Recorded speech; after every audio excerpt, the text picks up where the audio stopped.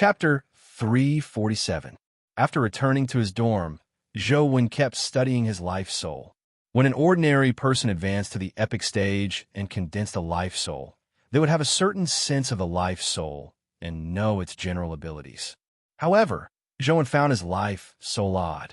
He could sense Slaughterer's existence and its close connection with him, but he couldn't communicate with it. It felt like Zhou's life soul was a lifeless robot that only knew how to do things according to a program. In any case, this feeling was very strange. Zhou flipped through many of the records regarding the epic stage in the school, but he didn't discover such a situation. Why are my life providence and life soul so strange? It's fine if I can't read the life soul's information, but I can't even see it. What's going on? Zhou tried many times in-game, but his life soul didn't seem to have a corporeal body. When attacked, Zhou could sense the existence of his life soul, but it didn't block any attacks. Any force would pass through it and directly affect Zhou as though it didn't exist. Zhou couldn't command Slaughterer to take the initiative to attack, nor could he get Slaughterer to use any skills. It was as though Slaughterer's function was to passively increase Zhou's strength and speed, as well as provide him with infinite essence energy. Why do my life soul and life providence seem to be the opposite of others? Other people's life providences provide passive abilities, and their life souls can take the initiative to attack. Why has my life soul become a passive ability? Zhou found it odd. Zhou wished that his life soul was like Dr. Soul. It could assist Dr. Darkness and attack independently. That was Zhou's ideal life soul. In fact, most life souls were the same. For example, the mutated Stone Chi's life soul could be used for both offense and defense. At the very least, Wang Mingyuan's life soul was a bottle with healing abilities. However, Zhou's life soul didn't have the ability to attack independently. It could only attach itself to him and provide him with support. Zhou wanted to test how useful Slaughterer was for him, so he planned on heading to the test field. After all, he had already advanced to the epic stage. The ordinary testing device in his dorm didn't have such a high upper limit, preventing him from accurately measuring it. Just as he walked out of Four Seasons Garden, he saw the consort walking over. "Zhou, do you have time? Can you talk to me for a while?" Wang Fei walked over and said, "Ms. Wang, what's the matter?" Zhou roughly guessed that Wang Fei wanted to tell him about Wang Mingyuan. As expected, Wang Fei sighed and said, "I shouldn't have introduced you to Uncle Mingyuan. I originally wanted you to learn from him, but I ended up harming you instead." "Counselor, you're being too serious. I don't regret learning from teacher.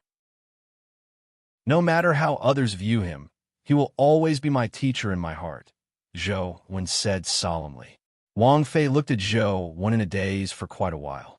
After confirming that he wasn't joking, she shook her head and said with a bitter smile, "To think that someone of the closest bloodline can't compare to a student. This world is really different." "Ms. Wang, did something happen?" Zhou felt that the Wang Fei today was somewhat different from the Wang Fei he knew in the past. Wang Fei shook her head. "It's nothing. From tomorrow onwards, I will no longer be your tutor. Before I leave the academy, I came to meet you. I originally wanted to apologize, but since you don't mind being Uncle Mingyuan's disciple, there's no need to apologize." "Ms. Wang, you are leaving the academy?" Zhou asked in surprise. Although he usually didn't like studying, it didn't stop him from believing that Wang Fei was a good tutor. "After the incident with Uncle Mingyuan, it's impossible for me to continue staying on campus as a tutor. No one can tolerate the family of a monster who has betrayed all of humanity continuing to teach. The Federation can't tolerate it, and neither can the students' parents. Therefore, as a relative of a sinner, I can only withdraw," Wang Fei said in a self-deprecating manner. Zhou was at a loss for words. Wang Mingyuan's matter was just too vile and had too many repercussions. This was within expectations. Anyone could be willful and say that they were responsible for their actions, but when something really happened, it was inevitable that there would be repercussions. That's good too. I've always felt that I'm not suitable to be a tutor. Perhaps the battlefield is where I belong. Wang Fei looked at Zhou and said, "Zhou, study well. Don't let others look down on you." After all, Uncle Ming Yuan and I have taught you before. With that said, Wang Fei waved her hand, indicating for Zhou Wen not to say a word. Then, she turned and left. Looking at Wang Fei's departing figure, Zhou Wen felt a little uncomfortable. He had always believed that Wang Fei was a good tutor. No one is more suitable to be a tutor than you, Zhou Wen said to Wang Fei's back. Unfortunately, Wang Fei had already walked far away and couldn't hear him. Before Zhou Wen could head to the test hall, he was called to the Xianwen Club's activity room by Li Xian. "Old Zhou, are you all right?" Li Xian sized up Zhou Wen and asked, "What can happen to me? Instead, why are you looking for me?" Zhou Wen said casually, "Our Xianwen Club has been established for so long, but we have very few activities. It wasn't easy for us to wait for you to return, so I plan on gathering all the members to do an activity together," Li Xian said with a smile. "It's not a good time, right?" Wang Mingyuan's matter had just happened, and now the entire Federation knew about it.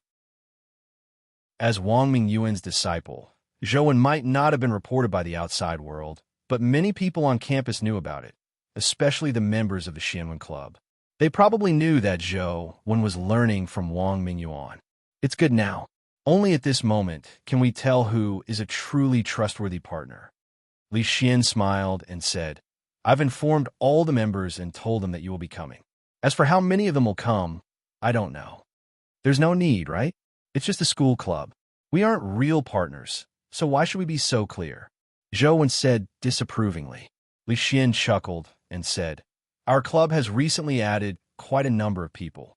It feels quite troublesome. We can take this opportunity to kick a portion of them away and save ourselves some trouble." Zhou Wen didn't say anything else. After waiting for a while, a few people came one after another, but most of them didn't come.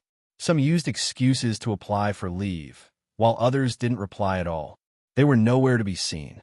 To Zhou Wen's surprise, Gu Jian, Fang Ruoxi, and Tian Xiangdong had come as well. Then there was Feng Qiuyan and Wang Lu. The Xianwen Club, which had already developed to 20 to 30 people, only had a few people. Those who can come today are true friends and brothers of our Xianwen Club. I won't say much. In the future, there will be some special activities in the club. This is a little benefit of the club. I know everyone won't think much of it, but just treat it as a token of our sincerity.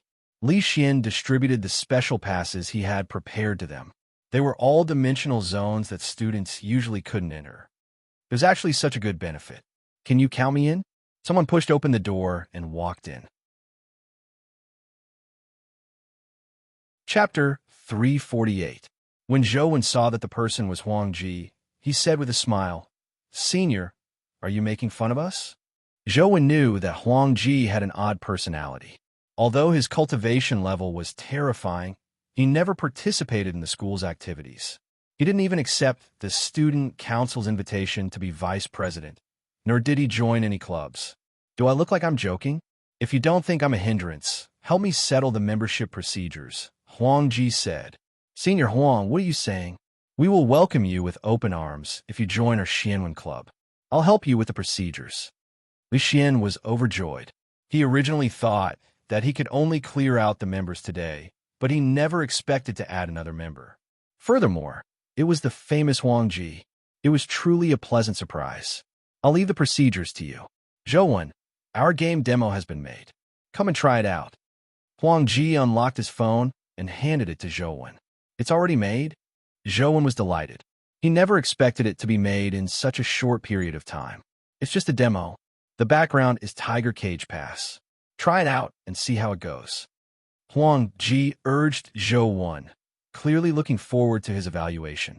Under Huang Ji's guidance, Zhou Wen clicked on an icon and quickly entered the game. "How is it?" Huang Ji asked impatiently.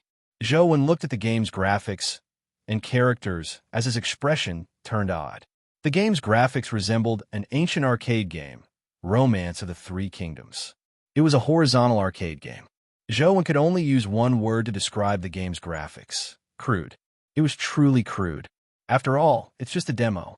It should be better in the future, right? Zhou Wen could only console himself. Li Xian and company surrounded them to see what game Zhou Wen and Huang Ji had created. Zhou Wen had no choice but to control the character to test the controls. The controls were very smooth. The character had 4 skills designed. They were all relatively common skills in school, so they were typically easy to obtain. The controls were alright, and the monsters in-game were the demonized soldiers of Tiger Cage Pass. Although the design was a little crude, it was obvious that they were demonized soldiers. However, the demonized soldiers in-game were a little stupid. Although their attack patterns were the same as real demonized soldiers, they weren't as intelligent as real demonized soldiers. After easily killing a few demonized soldiers, he didn't walk far before realizing that there was no path ahead. Where are we going? Zhou looked to Huang Ji. This is just a test. The map is only this big. What do you think? Huang Ji asked Zhou with a look of anticipation. I invested 5 million, and you're just going to show me this thing? Zhou really wanted to point at Huang Ji's nose and question him. How does this game look like it's worth 5 million? However, seeing Li Xian and company looking at him, Zhou could only grit his teeth and say, not bad. Continue working hard. I'm looking forward to the day when the game is truly released. Since he had already cast, it was too late to say anything now. In order to highlight his character as a gamer, he had no choice but to bite the bullet. Huang Ji imagined that Zhou was really looking forward to his game as he said excitedly, I knew you would like it. Don't worry, I'll speed up the progress. The first map I'm preparing to make is Tiger Cage Pass. After it's done, I'll add all sorts of primordial energy skills commonly seen in our school, allowing students to choose the primordial energy skills they know to play the game. We'll also add Demonized General as a boss, adding the various skills and behavior patterns of the Demonized General. As long as the other students play our game, they will have a more comprehensive understanding of demonized soldiers and demonized generals. Zhou didn't have much hope for Huang Ji. From the looks of it, his game production skills weren't as high as his cultivation level. However, the money had already been spent. Zhou didn't really want to play the game, so all he could do was grit his teeth and agree, expressing his great anticipation. Huang Ji was very happy as his enthusiasm soared. After completing the membership procedures, he returned to research and develop the game. Old Zhou, I think that game is a little too simple. Although Li Xian usually played games to pass the time, he could tell that the game's graphics were terrible. Zhou had no choice but to speak up for Huang Ji. What's important isn't the game's graphics, but the game's content. In the future, the game will add the various dimensional zones on campus as dungeons. When the time comes, you can understand the behavior patterns and various skills of those dimensional creatures. It's still very beneficial. Is that so? Li Xian and the others expressed their doubts. Although the present technological level hadn't improved much compared to more than a decade ago, the standard of 3D games was already rather mature. Games like Huang Ji's from the arcade era didn't seem very good. However, they didn't play games much, so they didn't have much of an opinion on this. Instead, Wang Lu seemed somewhat interested. She got Zhou to send her a copy after he finished the game. After Wang Fei left, the school assigned a new tutor to lead their class. However, Zhou had already advanced to the epic stage, so he was already at the same level as a tutor. The content used to teach ordinary students was no longer useful to him. The most useful thing to Zhou when in the school was the massive database and the dimensional zones. Therefore, Zhou would grind dungeons in game even more crazily when he had nothing to do. After entering the Tiger Cage Pass dungeon, Zhou controlled the blood-colored avatar to charge towards Tiger Cage Pass's city gates. The mutated stone chi looked majestic. All the demonized soldiers and demonized generals that approached were killed by the beam that shot out from its eyes. Or it would summon a large number of earth spears to pierce through the horde of demonized soldiers. When the arrow flew over, a beam shot out from the mutated stone chi's eyes. It collided with the arrow and immediately exploded. The light dissipated as the arrow shattered. The blood-colored avatar continued charging forward as a large number of arrows rained down. A grayish-white stone dragon appeared above the stone chi's head. The stone dragon spewed out a large blob of grayish-white smoke. When the arrows encountered the smoke, they immediately petrified and fell to the ground. The blood-colored avatar didn't take action at all. The mutated stone chi had already leaped up and jumped onto the city pass. The black-armored general on the city pass pulled out the halberd beside him. With terrifying demonic flames, he smashed it at the blood-colored avatar on the mutated stone chi's back. Zhou summoned the Overlord sword and clashed with the halberd. With a clang, the halberd was deflected and the Overlord's sword deviated from its trajectory. Neither of them gained the upper hand. However, in the next second, Zhou had already used Transcendent Flying Immortal. He became one with his sword and transformed into sword shadows that slashed at the black-armored general. The demonic flames on the black-armored general's body surged into the sky as he brandished the halberd to block left and right. As though he had 3 heads and 6 arms, he managed to block Transcendent Flying Immortal. What a powerful, demonized general. Zhou was slightly surprised. Chapter 349. Although his stats hadn't increased much after advancing to the epic stage, ordinary epic creatures couldn't withstand the might of his strike with Transcendent Flying Immortal and the augmentation of the Slaughter Life Soul. The black-armored demonized general was actually able to withstand his Transcendent Flying Sword. Furthermore, the strange weapon hadn't been sliced apart. It left Zhou somewhat surprised. However, Zhou strongest move wasn't Transcendent Flying Immortal, but Infinite Transcendent Flying Immortal. The mutated stone chi pounced forward to slaughter the demonized soldiers that pounced at it. The blood-colored avatar's figure flashed as it used ghost steps to close the distance. Transcendent Flying Immortal struck again and again as sword shadows danced wildly in the sky, constantly slashing at the black-armored general. Although the black-armored general had extraordinary strength, allowing him to withstand Transcendent Flying Immortal strike, he couldn't use his primordial energy skills continuously like Zhou. In the gap between the attacks, Zhou slashed at the connection between his helmet and armor. Boom! Zhou originally imagined that even if this strike couldn't kill the black-armored general, it would definitely be able to severely injure him. However, to his surprise, the demonic flames on the black-armored general's body transformed into a 3-headed, 6-armed devil. In the devil's 6 arms, there were 3 halberds condensed from demonic flames. One of the halberds blocked the Overlord sword. Although the halberd condensed from demonic flames was shattered, the black-armored general managed to escape the calamity. Furthermore, the shattered halberd quickly reformed. The blood-colored avatar's battle with the black-armored general was equivalent to facing the black-armored general and the 3-headed, 6-armed life soul at the same time. It was momentarily unable to take him down. However, Infinite Ghost Steps and Transcendent Flying Immortal were just too sick. With the help of the life soul, the black-armored general could only withstand more than 10 consecutive strikes of Transcendent Flying Immortal before being killed by Zhou.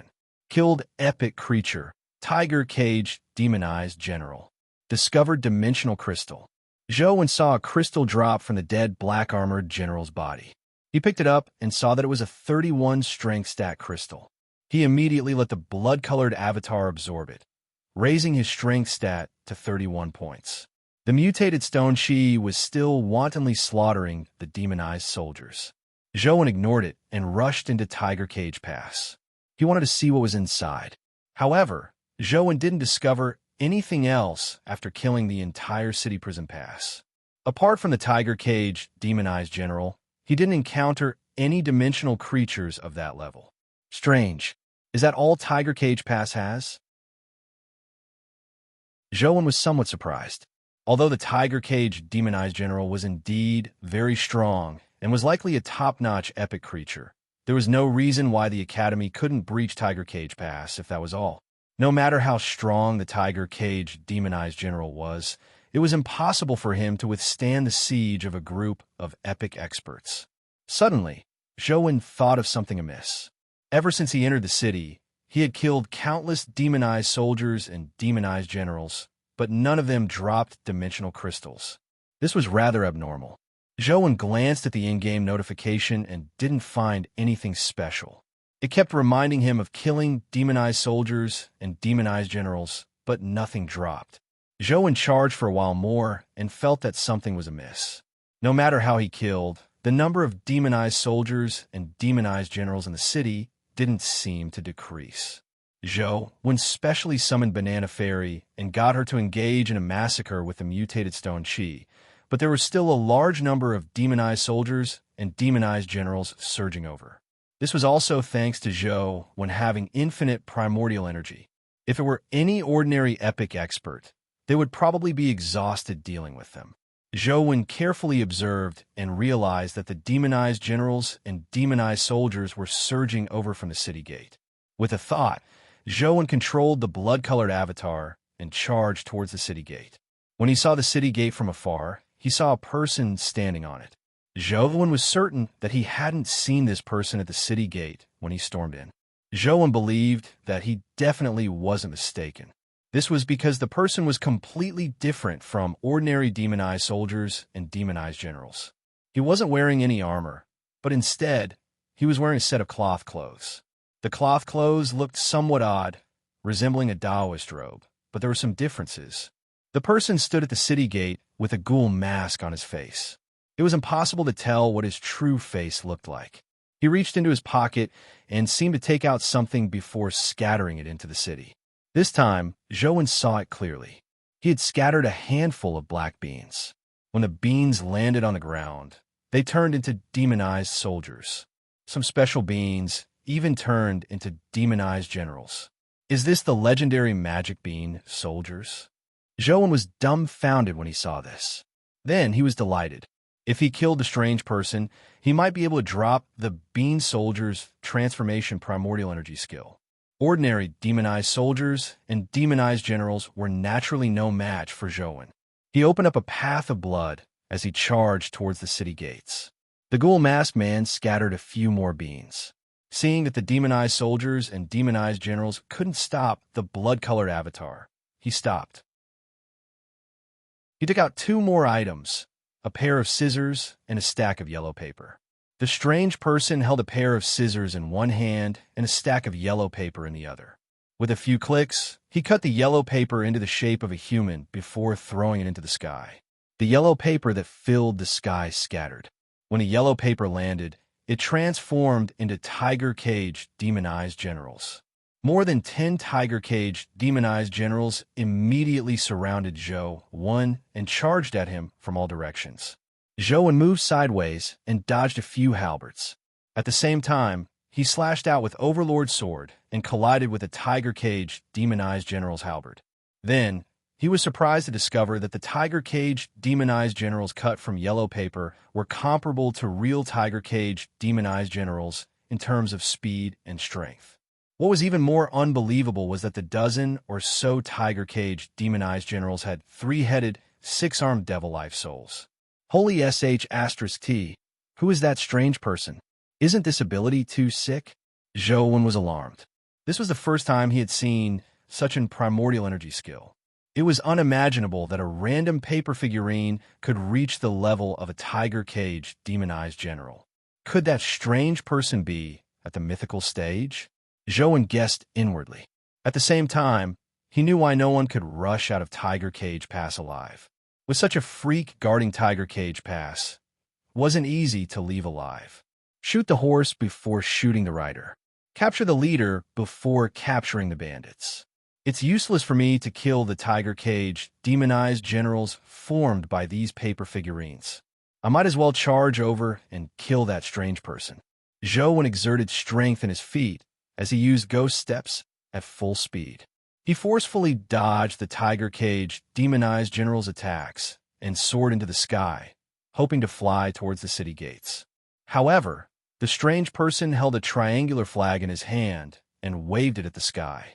Dark clouds immediately filled the sky as bolts of lightning struck down and landed on the blood-colored avatar. Immediately, the blood-colored avatar went numb as it fell from the sky.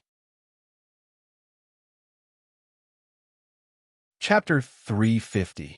More than 10 Tiger Cage demonized generals immediately rushed forward in a bid to slay the blood-colored avatar. The mutated stone chimera roared as the stone dragon life soul spewed out large amounts of grayish-white smoke, forcing several Tiger Cage demonized generals to brandish their halberds to fend off the gray smoke. On the other side, Banana Fairy spat out a mouthful of Grandine wind, immediately sending half of the Tiger Cage demonized generals flying. They slammed into the city wall, sending bricks flying. The blood-colored avatar suffered a lightning strike, but thankfully, it didn't die. It immediately used ghost steps to dodge the Tiger Cage demonized general's attacks. The ghoul masked man at the city gate took out another stack of yellow paper and cut it into a humanoid shape. With another throw, more than 10 Tiger Cage demonized generals landed. Who could stand it? A Tiger Cage demonized general was a top epic creature. There were about 30 of them here. Zhou was fighting them alone. If not for his life soul and the help of 2 powerful companion beasts, he would have long died. Banana Fairy, come! Zhou controlled the blood-colored avatar to extend its hand and beckoned Banana Fairy into its hand. Holding the fan handle, it fanned a few times. In the past, due to the limitations of his primordial energy, he had to rest for a while after fanning. He would do it a second time after his primordial energy had mostly recovered. Now, he fanned continuously without worrying about his primordial energy expenditure. Although the Grandine wind used by Zhou wasn't as strong as the one used by Banana Fairy, it couldn't withstand the number of times he used it. The fan fanned in all directions as gusts of Grandine wind swept out, sending the Tiger Cage demonized generals flying.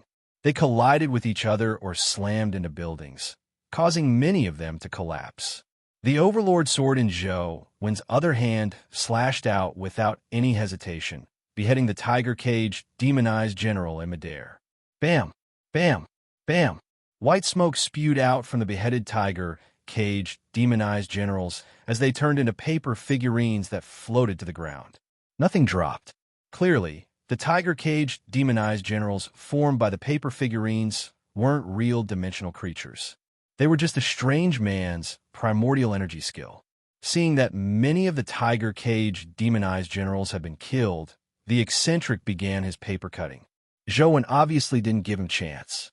The wings formed by the white shadow of poison on his back flapped as he activated Flash.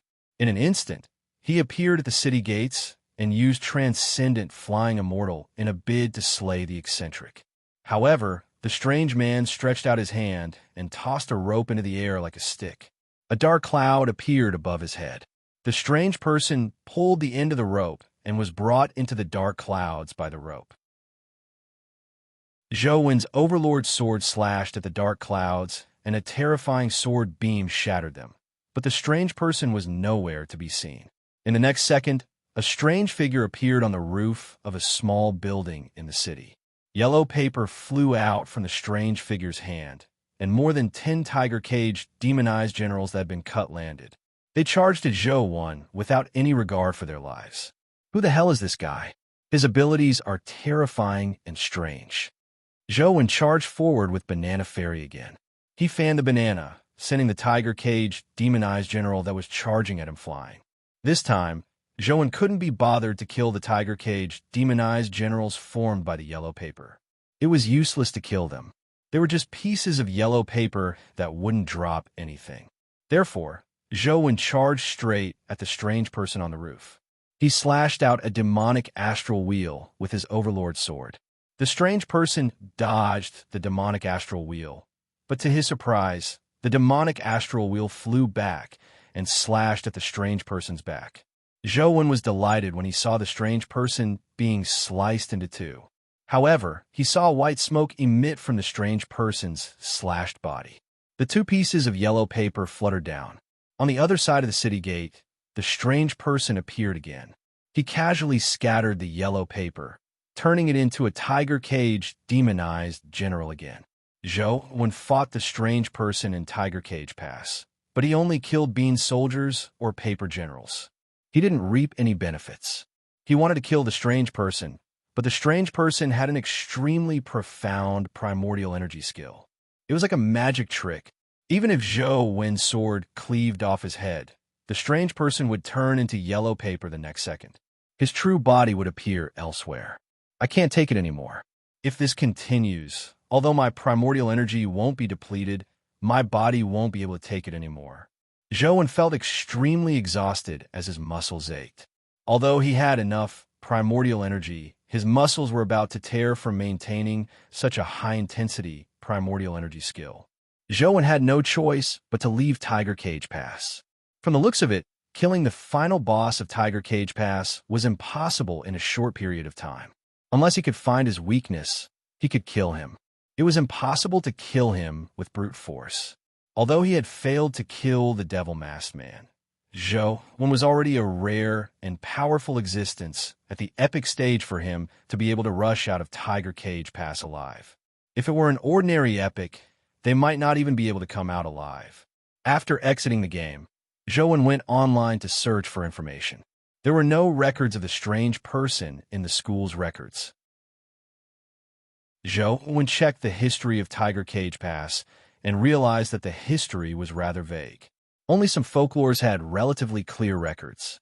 However, according to the records, the people who appeared at Tiger Cage Pass were basically generals. There were no people who were proficient in Taoist spells. However, there were indeed some legendary figures in the historical novels who seemed to have such abilities. For example, Yu Ji, Zhuo Xi, and Old Immortal Nanhua. There was also Zhang Jiao, who was taught by Old Immortal Nanhua, as well as the more deified South Dipper and Big Dipper. However, this information wasn't of much help to Zhou when in killing the Devil Masked Man. After all, the books didn't mention how to crack their Taoist spells. Zhou made a rough comparison and felt that the chances of the strange person being from Zhuo Xi or Old Immortal Nanhua's lineage were higher. Zhuo Xi was good at the art of divination and was best at all kinds of strange spells. In the historical novels, Old Immortal Nanhua's lineage seemed to be the representative of spells like talisman soldiers. Zhou studied it for a while and found a few ways to deal with the paper generals on the internet. The most direct way was to attack with water. Paper figurines were most afraid of water. Legend had it that once it rained, the paper generals would be useless. However, how could it rain in-game? The real method was to find a companion beast that could spray water. As long as he could destroy the strange person's paper figurine avatar, preventing him from using it, the chances of killing him would be higher. Apart from the paper figurine avatar, the strange person had another skill. He could climb into the clouds along a rope and vanish. Zhou checked on the internet and found that there were records of such a technique. Legend had it that this technique was called the Immortal Rope. It had long been lost, and there was no way to crack it. After some thought, Zhou decided to leave the Tiger Cage Pass boss for now. This fellow was too difficult to kill. He would give it a try when he obtained a companion beast that could spray water. Zhou first headed to Ant Nest to kill the golden flying ant. Chapter 351. Zhou was already familiar with Ant City. He didn't need to do anything. Just the mutated stone Shi beneath him could finish off the large horde of black-winged flying ants and the ants that couldn't fly. The low-level crystals that dropped were no longer of much use. Instead, the companion eggs that dropped were fed to his pets as snacks. Tyrant Behemoth had a huge appetite. Its appetite alone was comparable to Banana Fairy and the silver-winged sky spider. Furthermore, it was still at the mortal stage. The phone's hunger notification that often popped up gave Zhou a headache. It can eat so much at the mortal stage. If it advances to the mythical stage, wouldn't it really be able to devour 1,000 mountains? Zhou was somewhat worried about whether he could afford to rear this fellow in the future. When he saw his old friend, the golden flying ant, again, it hadn't changed at all. However, Zhou was no longer the Zhou when he had been tortured to death by it. With ghost steps and transcendent flying immortal, Overlord Sword almost instantly sliced the golden flying ant's body into several pieces. The golden flying ant that looked so powerful in the past couldn't even withstand a single strike from Zhou. The speed it relied on to survive was useless in front of ghost steps and transcendent flying immortal. Killed epic creature, golden queen, ant discovered dimensional crystal. A golden crystal exploded from the dead golden queen ant's body. Zhou caught it before it fell into the honey pool. It was an essence energy skill crystal. Inside the golden dimensional crystal was the shadow of a golden flying ant. However, it was unknown which essence energy skill it was. He reached out to dig out a blob of ant honey and placed it in his mouth to taste it. It tasted pretty good. At the same time, a warm current entered his body. However, the ant honey was useless to him now. It couldn't increase his primordial energy. He got Banana Fairy to eat some. Seeing that she seemed to like it, Zhou's heart stirred as he summoned Tyrant Behemoth and got it to eat the ant honey. Tyrant Behemoth didn't stand on ceremony at all. It lowered its head and buried its head in the honey pool to drink. Then, it saw the ant honey and the bee rapidly decrease. After eating half of it, Tyrant Behemoth was full and didn't continue devouring. This was a very rare situation. A glutton like Tyrant Behemoth actually had times when it was full. It's not bad to use these honey ants to feed companion beasts. Their food will be settled in the future. Zhou was delighted. As long as he grinded the golden flying ants a few more times in the future, he wouldn't have to worry about not having food to feed Tyrant Behemoth. It would solve a huge problem. He chose to absorb and refine the primordial energy skill crystal dropped by the golden queen ant, but there was a notification that his light stat was insufficient. He needed 7 light stats to refine it. Where did Zhou get the light attribute from? He immediately felt depressed. Many of the epic primordial energy skills had stat requirements and even primordial energy arts. It wasn't like the past where he could casually refine and absorb them. Looking at the white cocoon floating in the sky, Zhou gritted his teeth and slashed at it. After opening the white cocoon, he saw the creature inside. She was the same as before, curled up in the white cocoon. However, when Zhou saw her, he was alarmed. This was because he felt that the creature inside the white cocoon seemed to have grown a lot. Even the wings on her back seemed to have grown a lot larger. She didn't look as young as before. She's growing up? Zhou was somewhat surprised. The dimensional creatures in the game were like NPCs. No matter how many times Zhou came, their behavior patterns and levels remained the same. They wouldn't change. However, the creature in the white cocoon was actually growing up. This was somewhat terrifying. Just as Zhou was about to use Overlord's sword to slash at the creature in the cocoon, she had already opened her eyes. She, who was hugging her knees with her face buried in her arms, tilted her head to the side, revealing her side profile and one eye. She glanced at the blood-colored avatar. Boom! The blood-colored avatar's body exploded as the game screen went black. How can this fellow be so strong? With my current strength, I can't even withstand a glance from her? Zhou was alarmed. This was probably the most terrifying dimensional creature he had ever seen. Be it the 9 black dragons, the white dragon in Dragon's Well, or even the 2 mythical creatures in the temple. None of them could compare to the creature in the white cocoon. At the very least, the other mythical creatures couldn't instantly kill the blood-colored avatar with a single glance. Thankfully, Zhou didn't have any hopes of killing the creature in the white cocoon. The Golden Ant Queen and the honey pool were his main targets, so he had completed the mission. Due to the blood-colored avatar's death, the Golden Ant Queen's essence energy skill crystal was also gone. Zhou didn't mind. After some hesitation, he dripped his blood to revive and began the Dragon Gate Grotto dungeon. He made a trip to Old Dragon Cave. The creature in the white cocoon was so terrifying, and when Wang Mingyuan transformed into a dimensional creature, he clearly had the white cocoon aura of the white dragon's protection. Zhou didn't know what Wang Mingyuan had done to the white cocoon, so he wanted to take a look. With his present strength, as long as he didn't get too close to the white dragon, he shouldn't be in too much danger. After descending Dragon's Well, Zhou secretly dived all the way to where the white dragonstone pillar was. However, the scene he saw left him slightly astonished. The white dragon was still coiled around the stone pillar, but the white cocoon on it was gone. Why is it gone? Could it be that his teacher had really taken away the white cocoon, or had he killed the creature within it? But even if he took away the white cocoon in-game should still be there. Unless the white cocoon has a unique attribute, be it in-game or in real life. As long as the white cocoon is taken away, where the creature inside the white cocoon is killed, it will never appear again. After some thought, Zhou felt that this was a more reasonable guess. Otherwise, there was no way to explain why the white cocoon had vanished. Teacher, what did you do to the white cocoon? Zhou still had some questions. He didn't know how Wang Mingyuan had used the white cocoon to transform into a dimensional creature. Not daring to alarm the white dragon, Zhou controlled the blood-colored avatar to secretly retreat from Dragon's Well. I've already cleared Ant Nest. There's only one boss left at Tiger Cage Pass. Next, I'll head to Zhualu's Batcave. I'll grind more stat crystals in the Batcave and raise my 4 basic stats. Then, I'll head to the temple to give it a try. Although I might not be able to kill the 2 mythical creatures, I could try to find their weakness.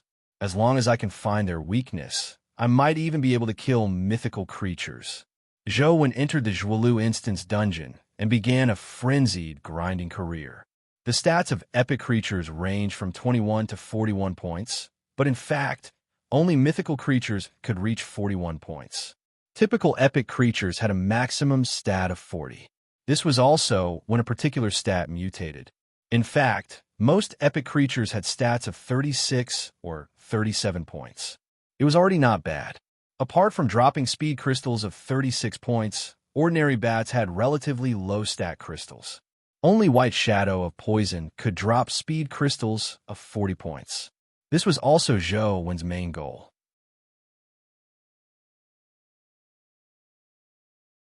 Chapter 352. Grinding was boring. It was even more boring to grind the same type of monster for at least 10 hours a day.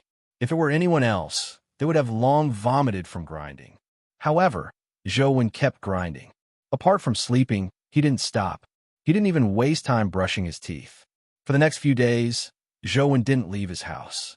He was like a young lady from ancient times. He didn't step out of his house. His stats were slowly increasing, but the Slaughterer life soul had no intention of evolving. The evolution of a life soul was ever-changing. Everyone needed to find their own life soul evolution method. Some life souls only needed to absorb stat crystals to evolve, while others needed to evolve in battle. Some life souls needed the help of special materials to evolve. In short, there were no 2 identical life souls in the world. Similarly, there were no identical evolution methods. Zhou had tried using stat crystals or fighting with Slaughterer, but there was no improvement. Slaughterer was still a primordial body. I was too impatient. To be able to advance to the epic stage at the age of 17, my speed is already very astonishing. The average person would probably only advance to the epic stage after the age of 30. Those geniuses typically have to finish college and advance to the epic stage after the age of 20. In comparison, my advancement speed is already very sick. Zhou comforted himself. However, he also knew that although his advancement was very fast, it was still not enough. He still didn't have the ability to storm into the Zhualu battlefield and find the former principal's whereabouts. Furthermore, dimensional zones could lose their restraints at any time. When that happened, although his combat strength at the epic stage couldn't be considered low, it was definitely not strong. While grinding for stat crystals, Zhou attempted to switch to the other life providences. He realized that when he switched to the other life providences, he couldn't summon the Slaughterer life soul, nor could he use it. Clearly, the Slaughterer life soul could only work with the Sai of the King life providence. When using the other primordial energy arts, there was only a life providence and no life soul. Zhou still remembered that he had condensed a life providence the last time he looked at the monument's inscriptions. This time, Zhou first went to the Fire God platform to look at the Ancient Sovereign Sutra, but he was greatly disappointed.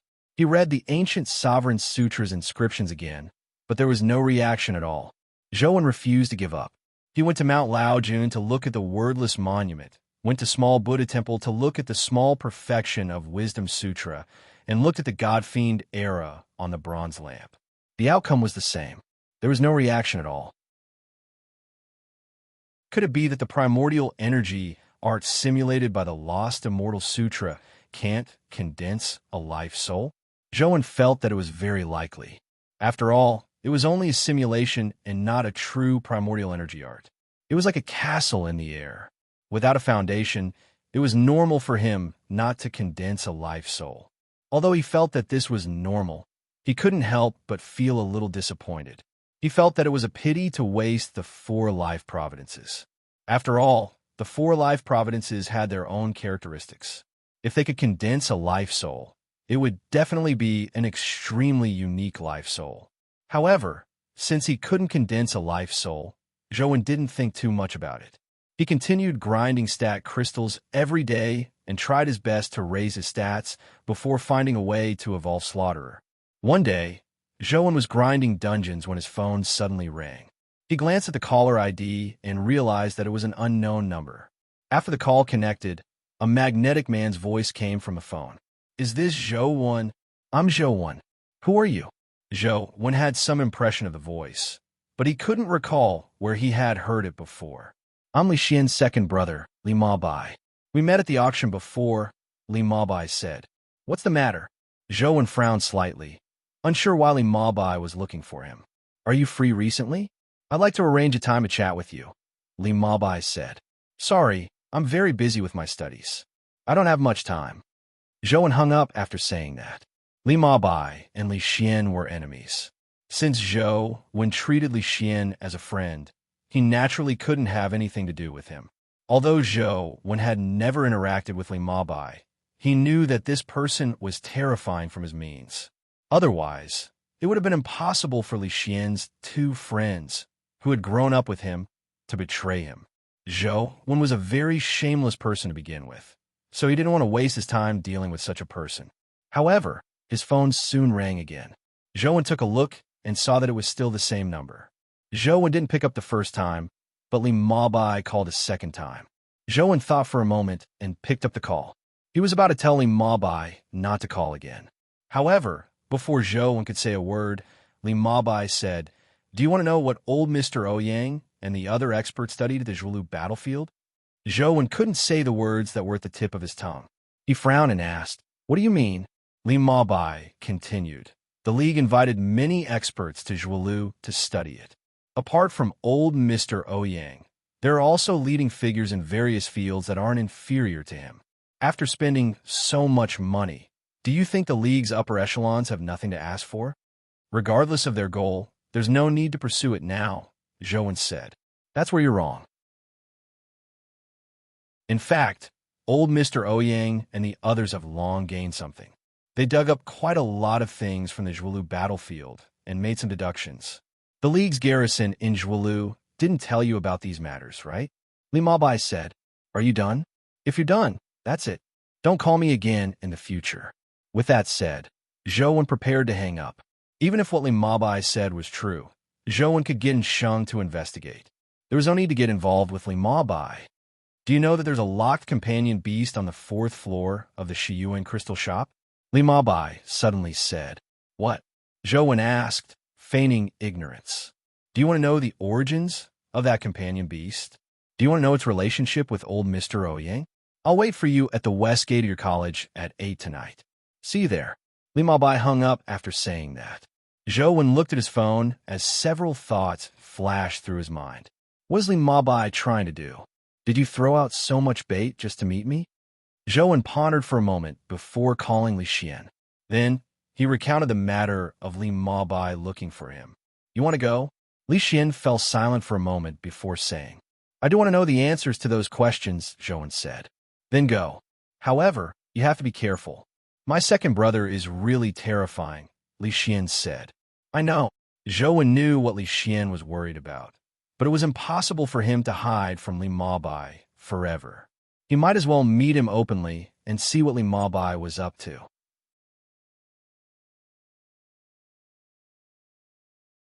Chapter 353.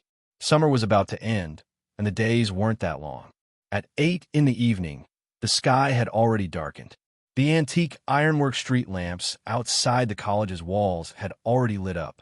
The west gate was a side gate of Sunset College. It wasn't as grand as the main gate, but it wasn't small either. Joan showed his pass to the soldiers guarding the gate. After walking out of the west gate, he saw a garden path about 3 meters wide. Li Mabai was standing under a street lamp, holding his phone in his hand. It was unknown what he was looking at. Li Ma Bai, why are you looking for me? Zhou walked in front of Li Ma Bai and asked directly. Li Ma Bai put down his phone and looked at Zhou. Wang Mingyuan betrayed humanity and entered the dimension. Although this was his personal choice, he implicated the Wang family and you students. It's fine with the family protecting you in Luoyang, but it's impossible for you to stay in Luoyang forever, nor can you rely on others forever. Once you leave Luoyang, I'm afraid your future won't be that easy. No matter what you do, you will be labeled as a traitor student. Everyone will look at you negatively. No matter what you do, it will be harder than others. Can I stay in Luoyang forever? Zhou said indifferently. Although he did plan on leaving Luoyang after graduation, he naturally couldn't tell Li Ma Bai that. Li Ma Bai smiled. If you were such a person, you wouldn't be my third brother's friend. My third brother has terrible taste in people. He does everything in a muddle-headed manner. He thinks he's carefree, but in fact, he's just avoiding problems. There are only two types of people who are willing to be friends with him. One is coveting his identity as the third young master of the Li family and want to take advantage of him. The other is someone who really doesn't care about anything and just wants to be friends with him. If you want to take advantage of others, you should take advantage of the family, but you didn't do that. Although I'm not willing to believe that third brother has such good luck, you are indeed the latter. How can a person who doesn't want to take advantage of others stay in Luoyang? Li Ma Bai said, what you said is equivalent to not saying anything. Most people only have these two types of friends. It's either one or two, Zhou said. Li Ma Bai shook his head and said, from the looks of it, you are as pure as Li Xian. It's no wonder you can become friends. In fact, other than the playmates one grew up with, the friends one could make after stepping into society were all based on benefits. In other words, you had to be valued by others for them to choose to get close to you. Only then could they slowly build a so-called friendship. Third brother has always been muddle-headed. He thinks he's smart, but in reality, he's just burying his head in the sand. If he continues like this, true experts won't be willing to interact with him. Naturally, it'll be impossible for them to become friends. Those who are willing to get close to him are mostly greedy for his wealth and power. Can I have friends with common love and interests? Zhou asked. Of course. If it's a football buddy, you have to know how to play football first before others will look for you. That's your value. If it's an antique collection circle, you have to know how to collect or have a collection before you can enter that circle. That's also your value. If you don't have any value, why would others look for you to play football? Why would they discuss collecting with you? Li Ma Bai said. What are you trying to say? Zhou frowned slightly. What Li Ma Bai said wasn't wrong, but Zhou had a nagging feeling that something was amiss. He couldn't completely agree with it. I'm just having a casual chat. I invited you here today mainly to make a deal with you, Li Ma Bai said. What deal? Zhou asked. Our Li family has some connections in the Federation's upper echelons. We happen to know some information regarding the Zhuolu battlefield. If you are interested in this information, I want to ask you for a small favor, Li Ma Bai said with a smile. Tell me what you want me to do first. Zhou didn't ask what Li Ma Bai's information was. However, Li Ma Bai said with a smile, I think I'll tell you about it first. Back then, before the dimensional zone of the Zhuolu battlefield opened, someone discovered a stone artifact in the Zhuolu battlefield. Inside the stone artifact was a pill. The Federation's upper echelons experimented with the pill, and just a small amount of pill powder advanced a mortal companion beast to the legendary stage. After a pause, Li Ma Bai continued, I believe you have heard of the Federation's methods. Soon, someone recruited so-called volunteers and did a human experiment. The end was very exaggerated. An old man who had never cultivated seemed to have regained his youth after using a small amount of pill powder. His hair turned black, and his skin became taut. After testing, his bone age seemed to return to about 30 or 40 years old. Then his body's various stats increased greatly, reaching the peak of the mortal stage. Furthermore, the amount of pill powder he used was minuscule, almost negligible. Do you think anyone wouldn't be tempted by such a thing? However, back then, the Zhuolu battlefield hadn't opened the dimensional space yet. The Federation's upper echelon sent people over to find the location of the stone artifact and see if there were more. However, Zhuolu was huge, so it was impossible to randomly dig. Therefore, an expert team formed by old Mr. Ouyang and company was formed. Zhou listened quietly. For Li Mabai to tell him now, it likely wasn't a secret. Indeed, Li Mabai paused for a moment before continuing. The expedition team has actually been in Zhuolu for a long time and has gained something. Old Mr. Ouyang returned to Luoyang once midway. According to my investigations, after he returned to Luoyang, he didn't even go to the Yin family. He only went to one place. Shiyuan Crystal Shop? Zhou stared at Li Mabai. Li Mabai nodded. Yes, that's why I conducted some investigations on the Shiyuan Crystal Shop and discovered something interesting. It's regarding old Mr. Ouyang and the companion beast on the 4th level. If you are interested, you only need to do me a small favor. I can tell you everything I discovered and guarantee that you will be interested. You can also ask the Yin family to help you investigate, but a lot of clues have been deliberately erased when I went to investigate, and I also did the same thing. Even if it is the Yin family, I'm afraid it will not be so easy to find anything now. What do you want me to do? Zhou asked with a frown. Very simple. Sever ties with Li Xian. Your relationship will be limited to classmates, Li Mabai said. From the looks of it, there's no need for us to continue our conversation. Goodbye. Zhou turned around and walked towards the school's west gate. Although he was very interested in the secret of the companion beast on the 4th level, he didn't wish to be at Li Mabai's mercy. Even if it wasn't for Li Xian, Li Mabai's scheme had nearly harmed him. If he hadn't been careful enough and had a certain level of strength, he would have long died with Li Xian. Old Mr. Ouyang went to Zhuolu a long time ago. The companion beast on the 4th level of the Shiyuan Crystal Shop was very likely brought back from Zhuolu by him. Li Mabai suddenly said.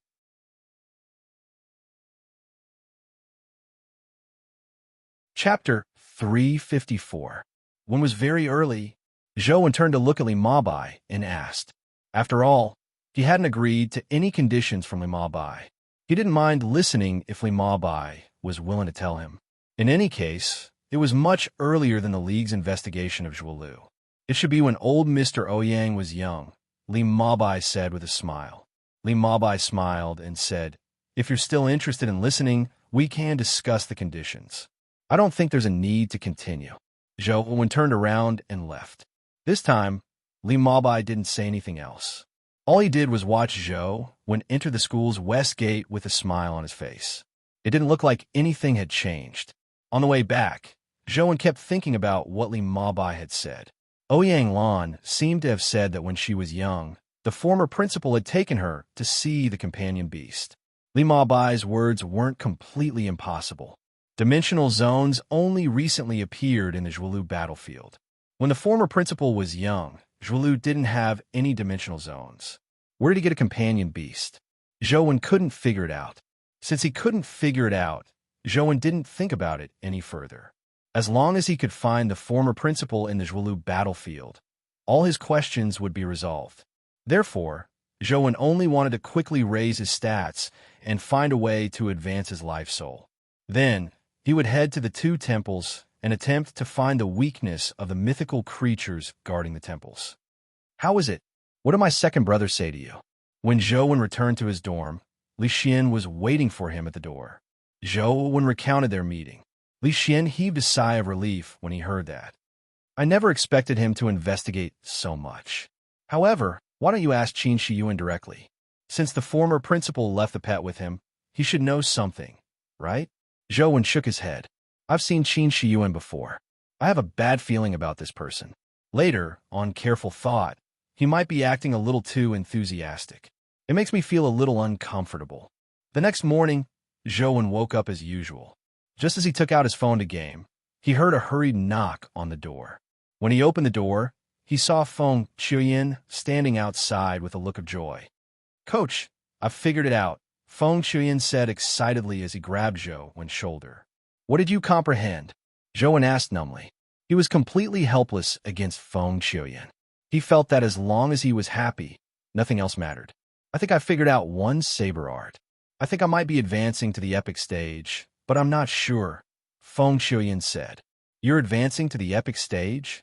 Zhou was slightly taken aback. Feng Shuyan nodded before shaking his head. He said somewhat incoherently, I'm not too sure either.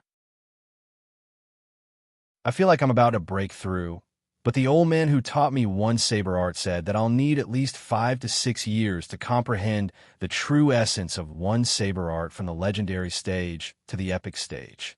From there, I'll condense a life soul and advance to the epic stage. But it's only been a little more than a year since I advanced to legend. It doesn't seem like I should advance to epic so quickly, but I feel like I'm really about to break through. Why do you feel like you're about to break through? Zhou Wen's heart stirred as he asked Feng Shuyan. I don't know either. I've just been practicing. By the way, didn't Coach specially guide me previously? I've been practicing my saber techniques recently to resolve the problems in my saber techniques. It wasn't easy for me to think of a way to resolve the problem.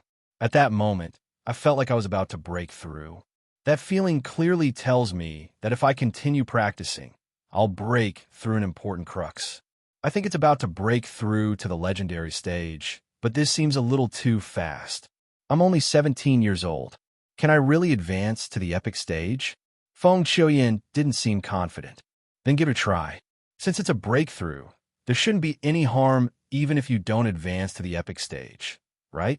Zhou Wen said. That's right. I'll give it a try. Feng Shuyan had been too agitated just now.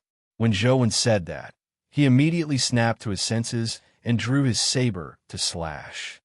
This is my living room. What's the matter with you directly practicing here? At the very least, do you need to go to the training grounds? Zhou Wen immediately felt depressed. Feng Shuyan was a martial arts fanatic. He had even less common sense than Zhou Wen, or rather, his mind was completely focused on practicing his saber. He didn't have the mood to think about anything else. Only such a person can have such achievements. There's indeed no shortcut to success. The more you put in, the more you reap. Zhou Wen sighed inwardly. However, Feng Shuyan didn't care if it was 30 or 28. He brandished his saber in Zhou Wen's living room and slashed out again and again. The saber didn't release any saber aura, but Zhou Wen could sense that the aura on the saber was becoming stronger and stronger. It was just an ordinary slash, but Feng Shuyan slashed out 10 times. The saber's aura was already unbelievably powerful. It was as though Feng Shuyan's slash could even split a mountain in front of him into two. Zhou Wen felt that his essence, vitality, and spirit seemed to have changed. It was as though something was about to erupt from his body. Now, Feng Shuyan was like a volcano that was about to erupt. Zhou Wen looked at Feng Shuyan and suddenly had a thought. The Lost Immortal Sutra is different from ordinary primordial energy arts. It can circulate on its own and doesn't even need to be comprehended to break through. As long as one's stats reach a certain level, they can directly advance. However, when an ordinary person cultivates in primordial energy art, they need to comprehend the true essence of the primordial energy art to push their body and essence, vitality, and spirit to the limits before breaking through and condensing a life soul. If I follow the method of ordinary people advancing to the epic stage and condensing a life soul, will I be able to condense a life soul from the other life providences? Zhou Wen wasn't sure if this would work. This was because his primordial energy arts were simulated by the Lost Immortal Sutra, after all. They weren't cultivated by himself. Zhou Wen wasn't confident that he could condense a life soul like ordinary primordial energy arts. All he could do was give it a try in the future. As Zhou Wen pondered, Feng Shuyan seemed to have unlocked a certain shackle. An unparalleled saber intent suddenly erupted from his body. As the saber intent erupted, an invincible and terrifying force rose from his body. The force became stronger and stronger, condensing into a corporeal saber above Feng Shuyan's head. The saber was very pure. It was the simplest Tang saber. It wasn't that flashy, but it was sharp. It was as though no one in the world could stop its sharpness as long as it moved. Zhou Wen wasn't surprised to see that Feng Shuyan's life soul was a saber. This person probably only had sabers in his heart. It was normal for his life soul to be a saber. It would be strange if it wasn't.